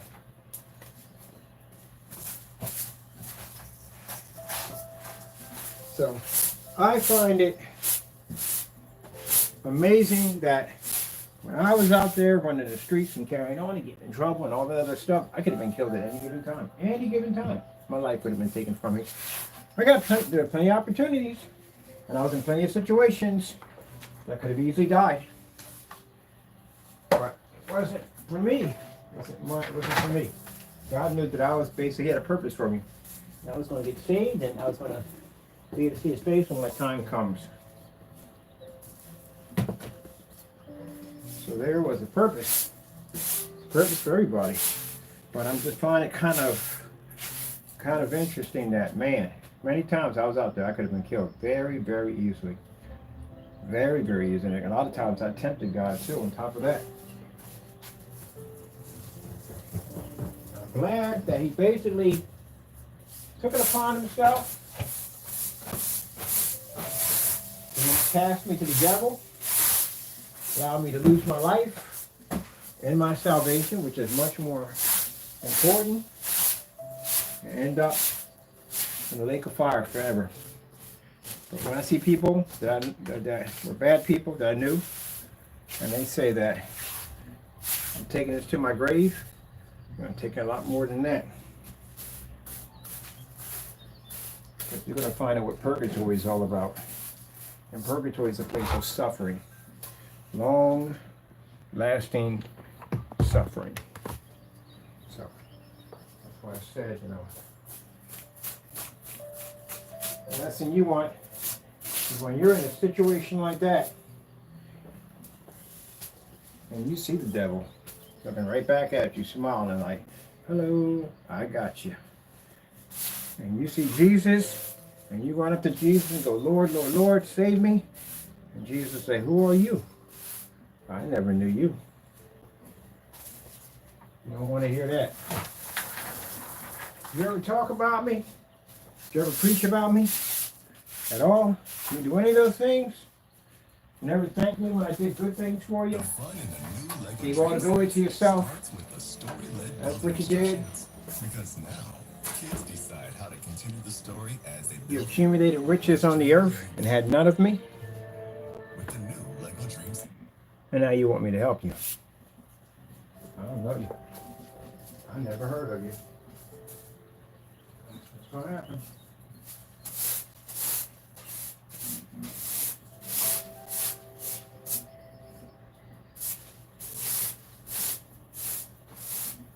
Well, getting everything straightened up and done.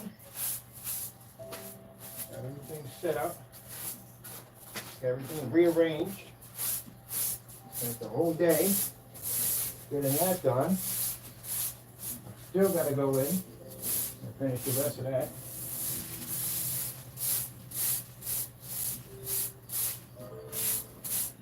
When I talk about God, and I am. When I do my home theater and all that, I'm going to talk about Jesus. I am. If this turns off people at the end of the day, and you want none of me, then I guess you want none of God either. But remember, taking a trip somewhere, and half your wing blows off your airplane, and you want to get on your knees and pray, remember, that's the person you denied. God forbid that never happens. Never want to see that happen to anybody, but, yeah. Always pray to God when you want something or need something.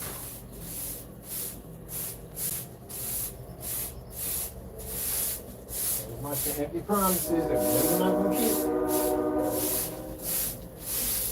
Get out of this one, Lord. I'm going to do such and such and so.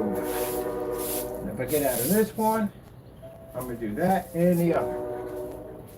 And your intentions are to do nothing. Some people's intentions are to do nothing. That situation that I went through, man, I'll tell you something. That was a life-changing experience on so many levels, it wasn't even funny on how many levels of a changing experience that was. Remind me, stories say that I was hard-headed and did what I wanted to do, but if something really bad happened to me, I turned that corner and never looked back. I got saved, became a Christian and all of that. First Sunday, I got out. I didn't go party. I didn't go to clubs. I didn't go see my friends. I didn't do any of that. I went and got baptized. Kept my word. God got me out of a very serious situation. Everything I'm doing right now, putting that water bottle down, stapler holding in my hand, moving the remote control, all that. I wouldn't be able to do any of this if God wasn't there for me. I'd still be locked up. I had a 48-year prison sentence coming to me. None of this. I'll take all this. Everything I have here, everything I do, I take it as a blessing. I could be sleeping out in the middle of the street and have nothing for me and nothing at all and nothing to eat, and I still consider that to be a blessing, because I almost lost my entire life over some dumb nonsense, and God came in and changed all that. I had all the evidence, everything stacked against me. It's an open and shut case. They were the best DA in to prosecute me. Everything was there. It was easy, open and shut.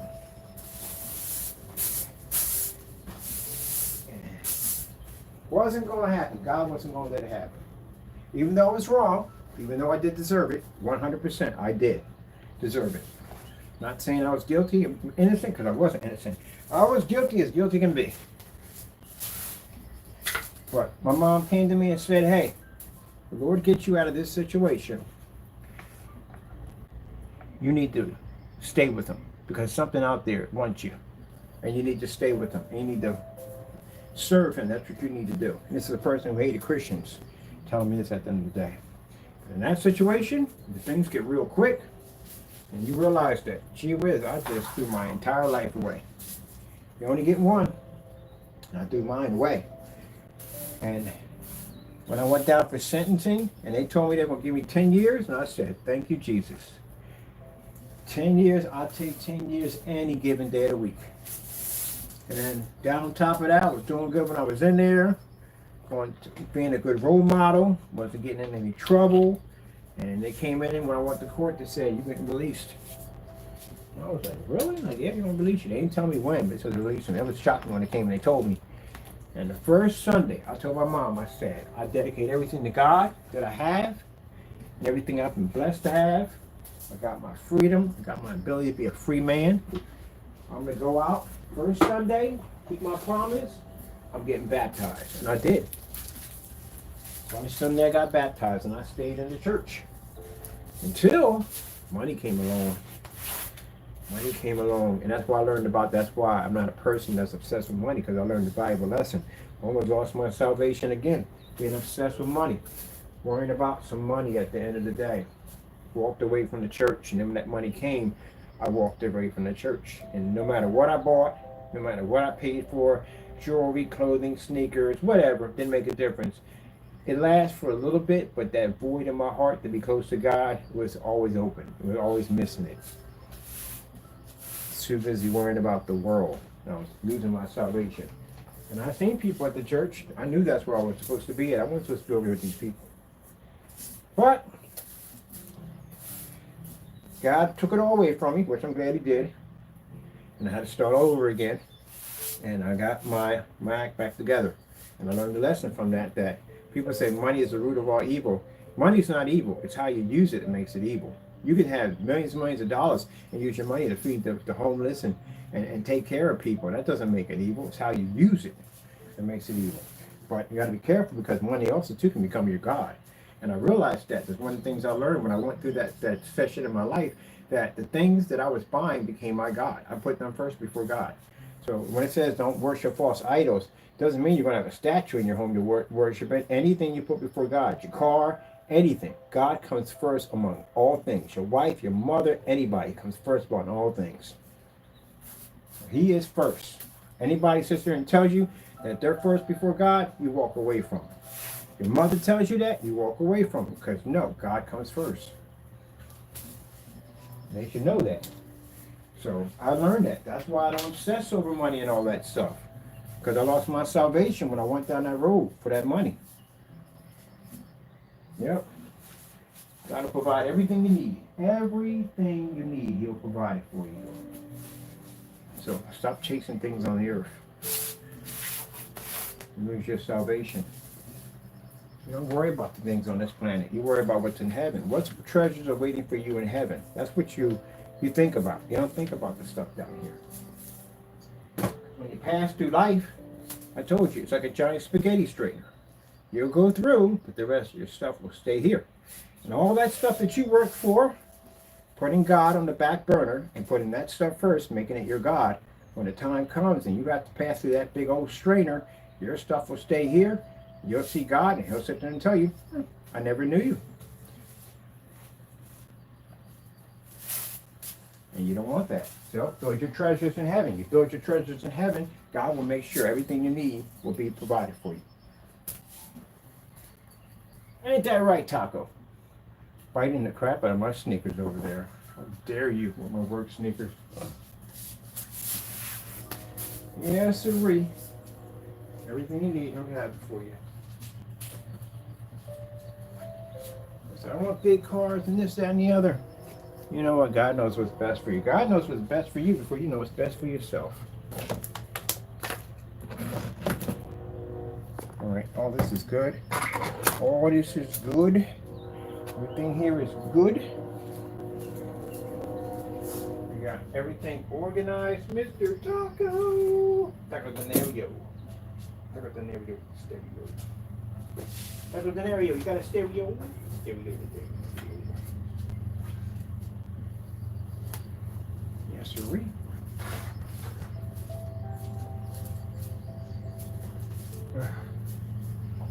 Ah, it feels good to have that stuff organized. Can't stand clutter, drives me crazy. It does. Can't stand it. Got it all cleaned up. All finishes all done. Happy, happy, happy with it all. Round? Round. I said round. Not why I said round.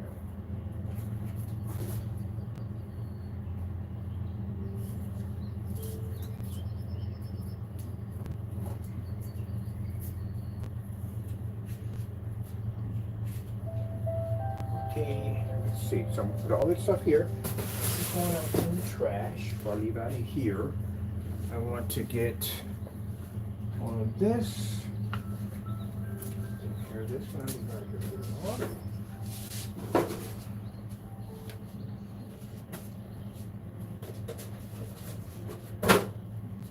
It's all finished and done. Put this up over here. At the heart of every Buick SUV is you. Get 0.9% APR on this Buick Envision. Plus, current eligible non-GM owners get $3,500 There we go. Scenario with the stereo. Scenario with the stereo. Scenario. Scenario. Experience rugged mountains and Scenario. impeccable service with You didn't Rocky even answer Mountain Denario. Beer. As you I have journey no idea back why road my from Dominican Rocky friend gave you the Mountain name Beer, Denario. You don't respond to it. Rocky Mountain Beer. Denario. Taco. He responded to them. Literally. Man, what the freak? Who you calling? Denario. Denario. Oh yeah, you do know your name. I thought you knew your name. They gave you the name. Taco's full name is Taco Denario Roberto Rodriguez Bud. It's funny because, like I said, talking to my Dominican brothers, they was like, so what's his name? I said, Taco. You can't call him that. I was like, why? Are you offended because his name is Taco? He said, no, his name is too short. Can't be giving him that name. You gotta give him the full name. So they gave him the rest of the name. His name is Taco Bird. That's from me. And Denario Roberto Rodriguez is from my Dominican friends. They gave him that. That's how we got his full name. Taco Denario Roberto Rodriguez.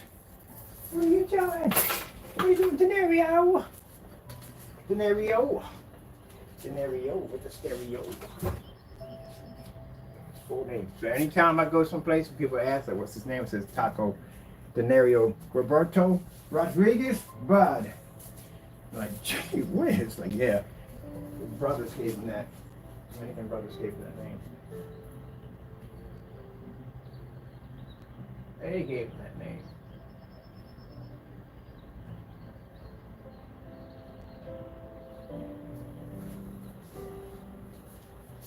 That was a funny day, man. That was a real funny day.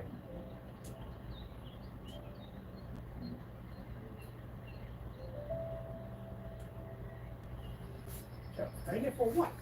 Taco? No, because his name was too freaking short. That was a funny day, I swear.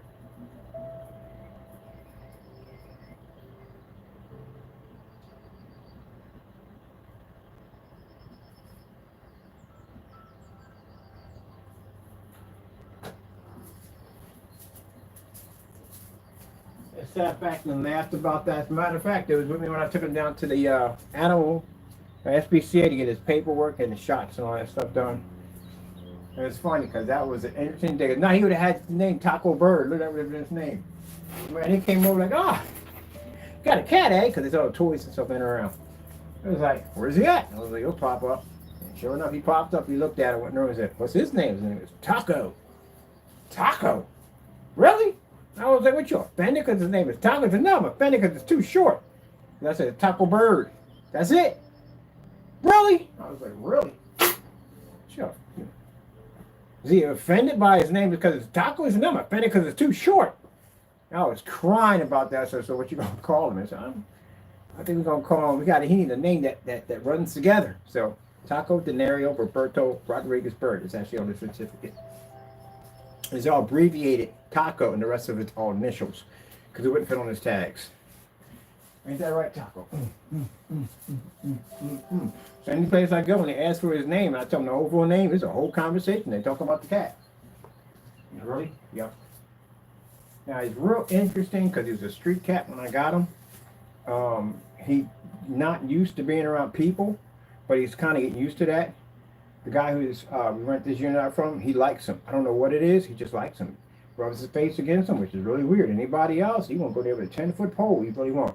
Some people will click with, some people won't. When we're in the bubble bag, we kind of hides under its cover because he has a blanket and he hides the cover. But every once in a while, he will pop and sit out and he'll look at people. But other than that, most of the time, yeah, he's in his own little world. That's pretty much it. Is he a cuddle cat? Oh, heck no. No. No. Taco doesn't cuddle. He don't jump up in your lap. He don't rub his face on your face. He don't do any of that stuff at all, period. Taco, basically, if you pet him a little bit, he'll basically sniff your fingers a little bit, maybe rub his head, and he'll bite your fingers. Because he likes to bite all the time. Literally, all the time he likes to bite. If I'm sitting there roughhousing with a little bit with him and playing with him, he'll stop and just look at me and give me that look, and I walk away to jump on the back of my leg. Other than that, yeah, I like him. I love him. But he's not a cuddle cat. He's not some guy jump up in your arms and cuddle with you. Nah, he like his own personal space. He like me. So if someone once in a while, once in a blue moon, he may pop up and jump on you. But other than that, you just walk away from him because he is in his own little world. Ain't that right? It's Taco's world, and you live in it, darn it. So that's him right there. So I want a cat to rub against me on that? Not really. Tell you the truth, he's good for what I like at the end of the day. He keeps his distance, I keep my distance. Once in a while he does crazy stuff, drive me crazy. None of that, based on that, he just is what he is. And very well trained, doesn't jump on countertops. I've never had to worry about him jumping on top of my desk or when we're at the house, when we're on the countertops, doesn't scratch our furniture, and that stuff, doesn't pee and spray in different places, doesn't do any of that. Perfect. Just do some crazy stuff sometimes, I swear. Just like me. Yep. He is not a cuddle cat. He's not that type of person. Ain't that right? You pet him for a little bit, he will bite you. Just so you know. He will bite you. Now, I'm talking about bite you like to attack you. Play bite. Because all cats, so they call it aggressive petting. That's what he does. A lot of aggressive petting. Ain't that right, you fur ball? I can pick him up. Definitely I can do that. Now, a lot of people can because you will get clawed up. Other than that, yeah, I can pick him up and give him the 10,000 kisses and smell you or you're. He's good with it. He's used to being around me. But all that cuddling in your lap and all that stuff, he ain't about that. Ain't that right, you little fur baby? Come over here.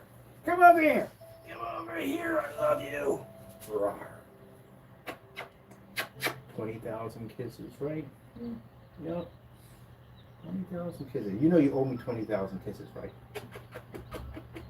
There was only 10 kisses. Only 10 kisses and you owe me 20,000. Right, there you go. Ugh. Be nice. You better not bite me in the leg. Yep, and guess who bought me my cat? God bought me my cat. Guess who bought my cat? Jesus Christ, my Lord and Savior, bought me that cat. Taco must have went to every door trying to find a home, and everybody shut the door on him. He came to my house. I was talking to my post lady, and he walked between her, walked into the house, and I was praying and asking the Lord for a cat. I wanted a cat, somebody to take care of. And he came, he sat down, he belted a big meow, and I said, you know what? I guess you're staying. And he's been with me ever since. I let him go one time because I wanted to make sure that it didn't belong to somebody else because I was taking somebody's cat in the day and I would feel bad about that. But he came back and I went around the neighborhood and I asked a few people and I said, oh, that's a stray cat. You know, he tried to come in here and we didn't want him in here. It wasn't meant to be for him. He was meant to be for me. Sometimes they said cats will choose who they want to be with. And came in and been me ever since. When I first got him, I named him Taku after a Japanese anime. It wouldn't respond to it at all, period. And I thought he was a female when I got him because his head was small and his body was healthy. No ticks, nothing on him. It was healthy. Somebody was feeding him. But I do know that as when he sat down, he started licking himself and I go, oh, you're a dude. So I had to go back on all the stuff I ordered for him. I had to cancel it and get the mail stuff in for him. And got him a scratching pole. I had a new leather sofa in there. Never once ever touched my leather sofa. Never tore up curtains. None of that. If he wanted to scratch something, go to the scratching pole. So I go, wow, you're pretty good. One of the crazy things he did do when I first got, he jumped off the balcony, 11 feet drop onto the ground. Good thing I had to cut the grass for a while because that cushioned his blow. I don't even know why he did that. But he came back around. Daredevil at the end of the day. But other than that, nope. Been me ever since. So God brought him to me. Ain't that right, Taco Bear? Taco Bear, Taco Bear. He got hair everywhere. That's Taco Bear. Yep.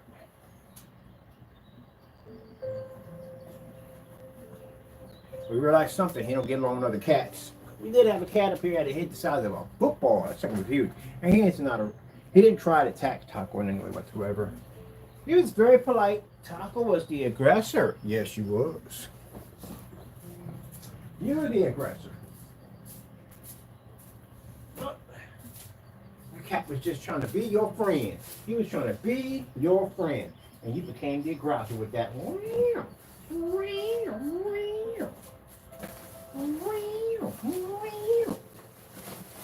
He was trying to be your friend.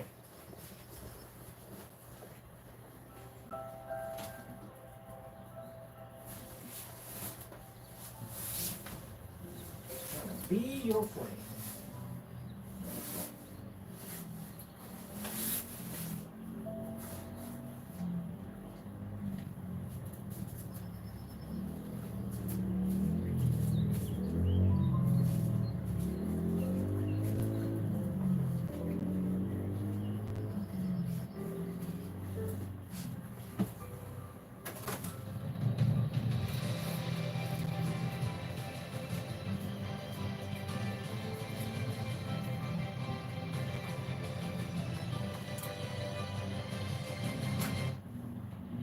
Stunt driver. Again. Impressive. Will prove he's got what it takes in this year's most exciting Nissan sales event. Act Fast offers this good performance to the round.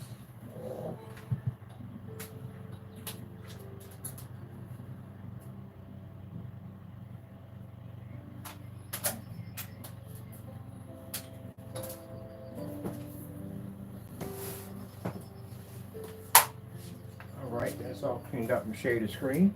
When we're done painting, everything's hung up. I'm just trying to get some things rearranged a little better. Show you what we got set up.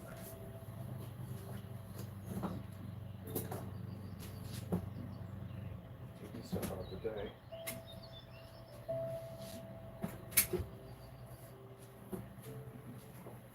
I'm gonna get a piece of paper and put this trash away too.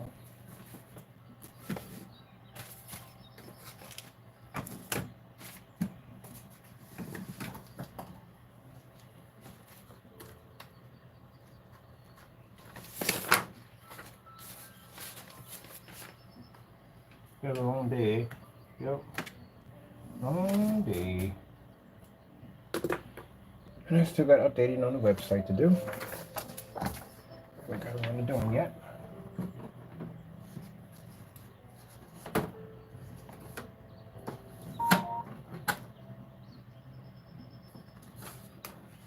So what I'm gonna do is I'm gonna get one long strip of wood.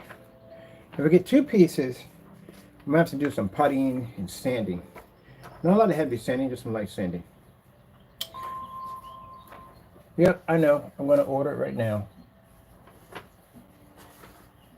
Do some light sanding. If I have to get 2 pieces, but I'm gonna get 1 long piece. I'm just gonna measure what size I need, and I'm gonna use L brackets to support it because this is all wood anyway. And that's how I'm gonna do it. I got a system here to hook up to my grill to cut holes in it, pre-cut holes for my speakers and all that stuff.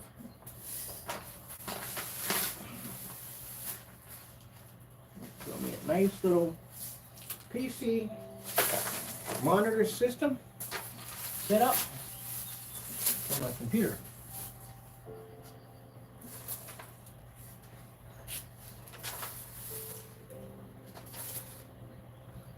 The entire thing out of wood, put LED lights and everything in it, and all that good stuff. Now I could use plexiglass, but I'm done with plexiglass. I want to make it out of wood. That's what I'm going to make it out of. Now, what we're going to get is very smooth on the other end. It's going to have knot holes and all that stuff in it. It's going to be very smooth. It's kind of used for basically for paneling. That's what we're going to be using. It's probably about that thick. That's basically about it's very smooth on the other side. I want to convert that. Cut some holes in it. Install some speakers. We'll get some JBL ceiling speakers and install those in. Want some LED lights too and all that cool stuff. Of course, I want to use these LED lights, so I like them better. Alright, that's all cleaned up. We'll grab this. Look at you. Look at how Frankie are. You freaking bear. You freaking bear. What are you doing? You freaking bear. Yep, it's best to get Mr. Taco. Yes, sirree.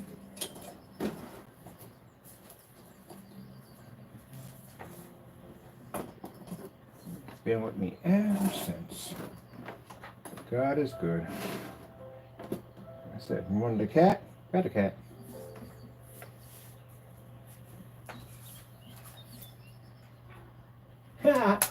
What are you talking about, buddy?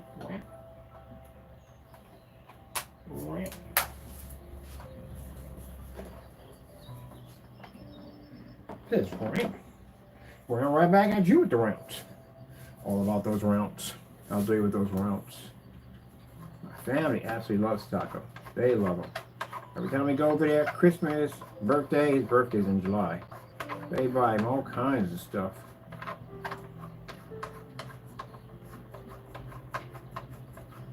That's their baby. As a matter of fact, if I die, my sister is the one taking them. I made that because they get along perfectly. He loves her to death. Like loves her to death. Her and her husband loves them to death. They're both amazing chefs. And when he cooks, he comes in the kitchen, just sits there, and he just watches them. And they feed him just about anything he wants. Literally anything he wants. One time I came and said, "We got a platter for Taco. You gonna bring him up today?" I said, "Yes, Saturday we'll bring him through." They got him a freaking black caviar. You know how much money black caviar costs? Yeah, that's over these black caviar. Yep. They don't give him no tap water. He gets spring water, anything he wants. They get him lobster, crab, whatever the freak he wants. They get it for him. That's her stinky butt. That's what she calls him. So I'm looking at how they're taking care of my cat and everything. And I'm like, wow, man, this is fantastic. Because if I die, I know that they'll take them in. And I came up to her and said, look, I said, if I pass off this earth, and don't try to kill me, but if I pass off this earth, would you take them? And she said, oh, sure, I'll definitely take them. Yep. Every time she talks on the phone, he gets up and he starts meowing near the phone and everything. And she's able to pick him up. That's one thing I shocked her one time. She came up to me, and I was back there doing some paperwork, and she came and said, look, I can pick him up. Because I said, nobody can pick him up except for me. I can pick him up. And he wasn't fighting her or nothing. Matter of fact, he was rubbing her face with his face. How dare you? But anyway, yeah, that's good to know. Kind of jerk round. You and your freaking when your zoomies. All up in your zoomies. All about your zoomies. Nothing but the zoomies. Around. All in your zoomies. Have you all about them zoomies? Come on, about them zoomies. You don't even know about them zoomies. About them zoomies every day. Wow. Every day I'm about them zoomies. Talk with someone every day. You're about them zoomies. Every day. People just don't know. They don't know. They just don't know, do they? You about them zoomies every day. Every day. Every day. You never take any break from the zoomies. Never. Ever.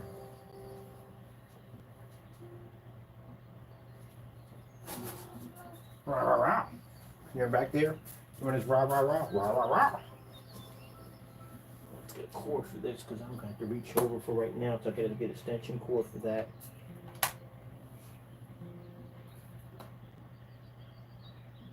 Okay, I wonder why you aren't coming on. I know I haven't used you in a while. Good thing I have you, so I'll use you. Let me see, where's my stand at?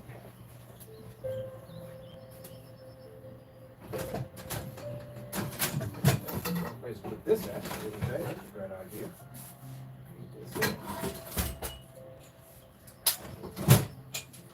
Raw. Raw. Raw. Go.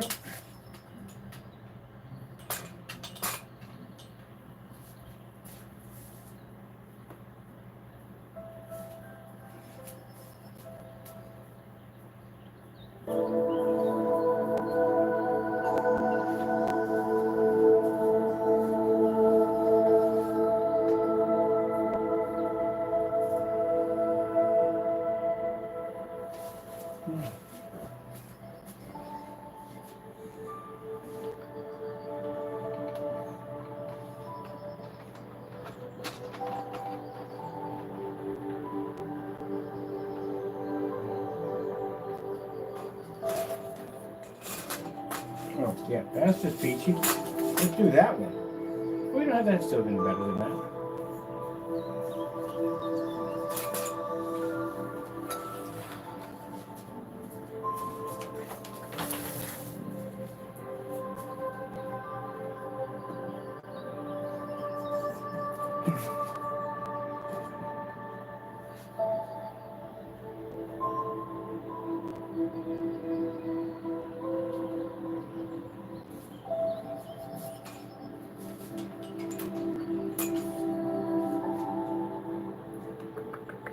Let me use my fire stick. I'm pretty much ready with the fire stick.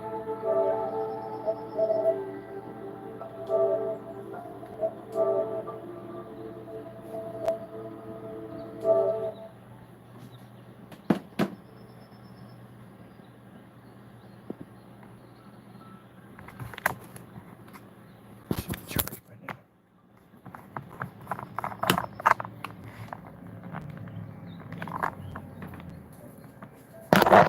Sorry about that.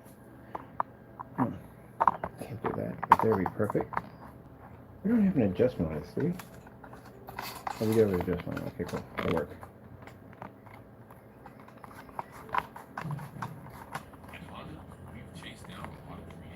Right. That's much better. I've got all those projectors over there on repair. So, got a lot of work. Got to take the things apart. I got clean filters and all that stuff in there. So, let me see.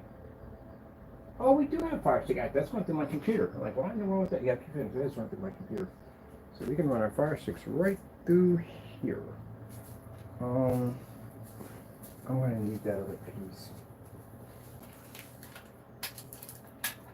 Some batteries charged that I need to be doing. I'm going to charge my batteries up because none of my batteries are charged. And the Sony's over here don't have USBs on them. I don't know why, but they just don't have them. I don't have USBs on them at all, period.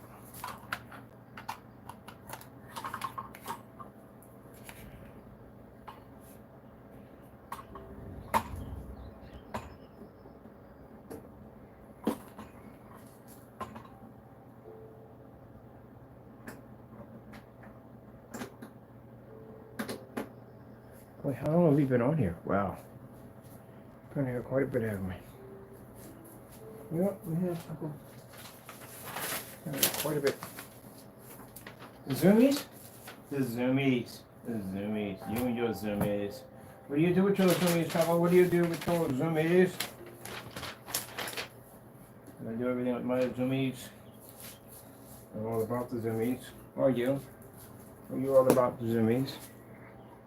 Don't do that, please. I just repaired that. Put that whole section over there. Don't need your jack. Hey! Hey! Get out of here and stop it. Now. I told you he's a jerk. He's definitely a jerk. When I go to tear that up. He's a jerk. He's definitely a jerk. Go, go, go, go, go, go, go. Stop being a jerk. Because we just had that conversation about you being a jerk.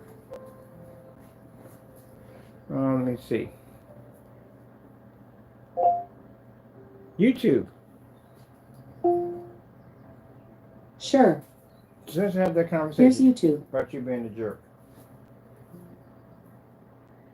Really, seriously, we're going to go down that road today. Leave that alone, please.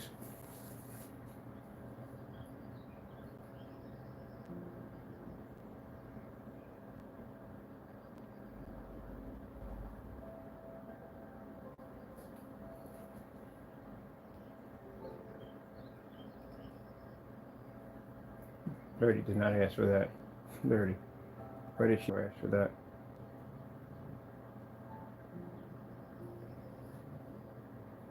This is a Tempur-Pedic mattress, and it's designed to help make aches and pains a thing of the past. Because only Tempur-Pedic uses our one-of-a-kind, incredibly adaptive Tempur material to relieve pressure points and support your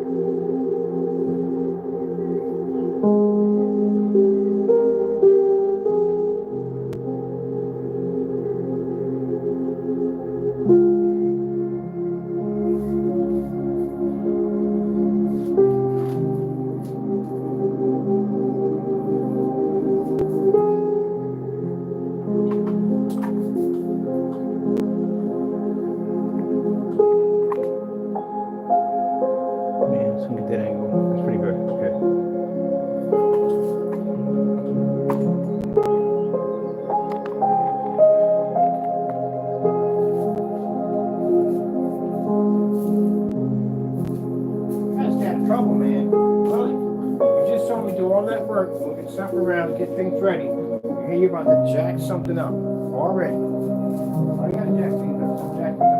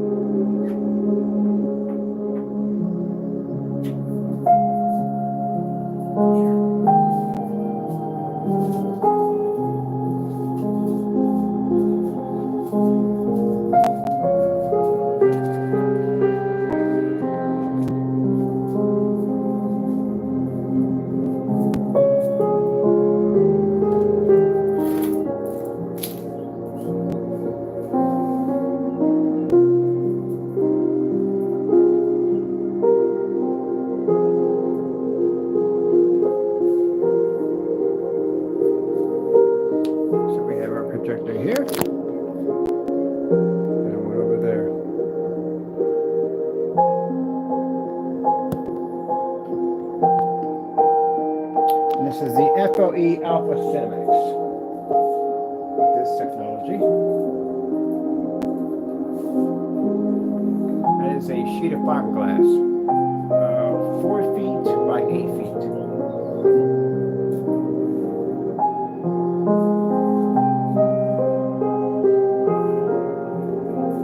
OLED demonstrations.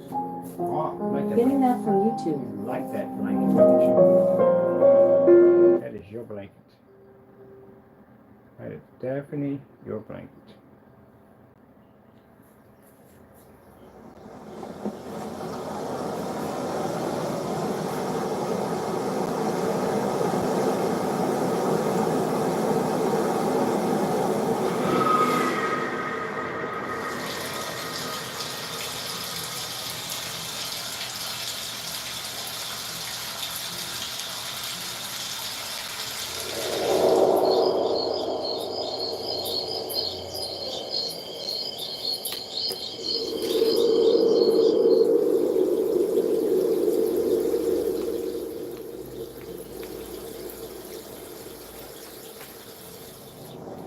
this is the one we painted with the 16 ounces of our product to make sure that it was going to cover at 16 ounces. We're able to cover this entire surface with 16 ounces of the Alpha Cinemax, and still had a lot left over to put into the sprayer to spray some other objects.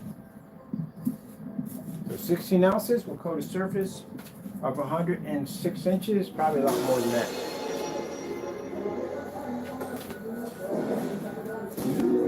Look at you.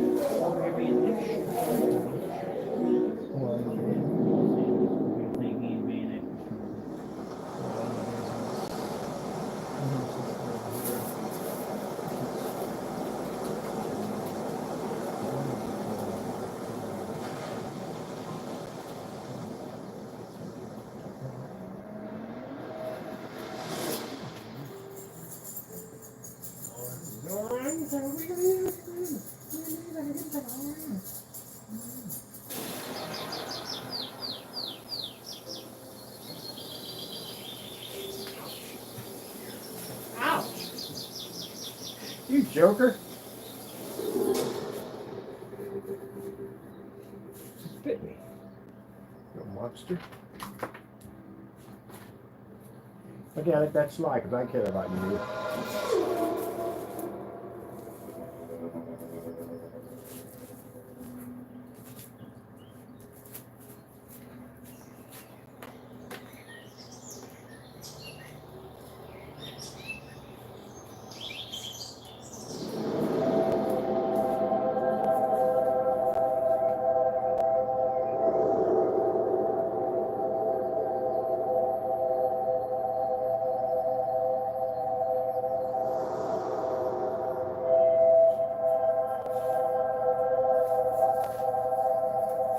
Black background, beta fish. Getting that from YouTube.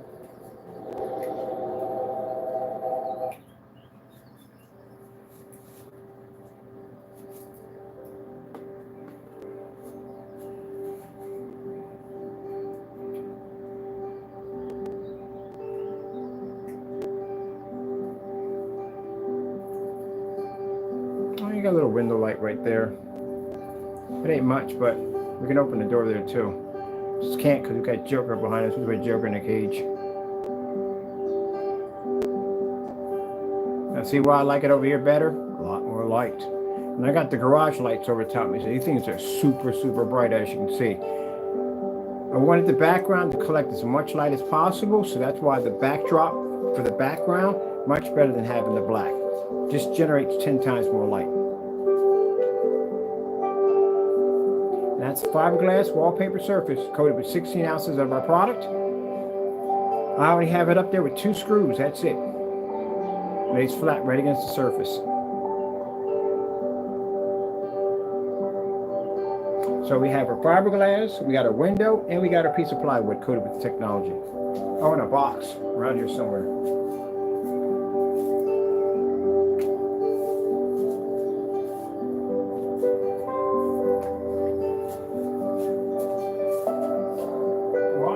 Mr. Hurry. Mr. Hurry. What are you doing? What are you doing? What are you doing?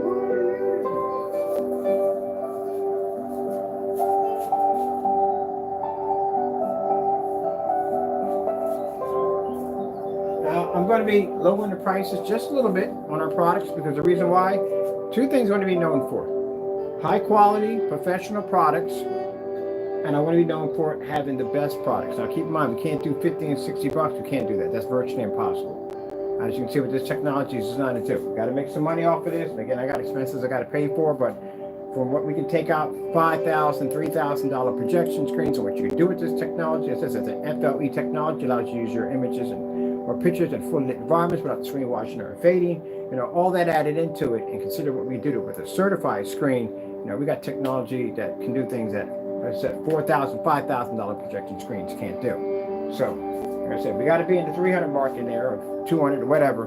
But again, compared to what everybody else has, hands down, our products are the best.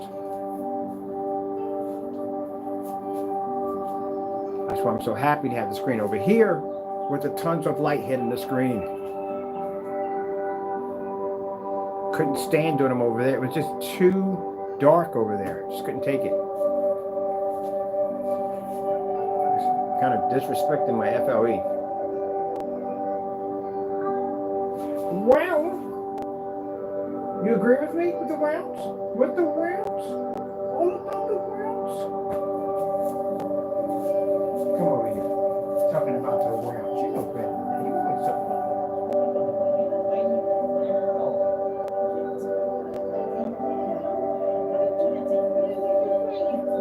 Oh, we fighting now? Yeah.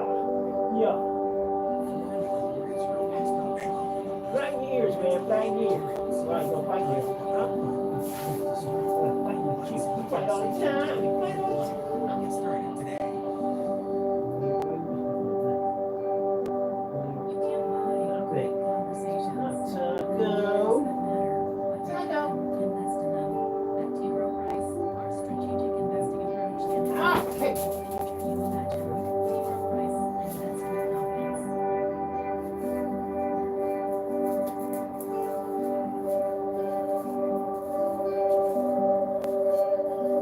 All right, people, hope you enjoyed. I gotta go. Got some things I gotta take. Gotta tidy up a little bit. Thank you for your time, and God bless. And of course, we thank our Lord and Savior, because without him, none of this would ever exist. Gotta go, and God bless.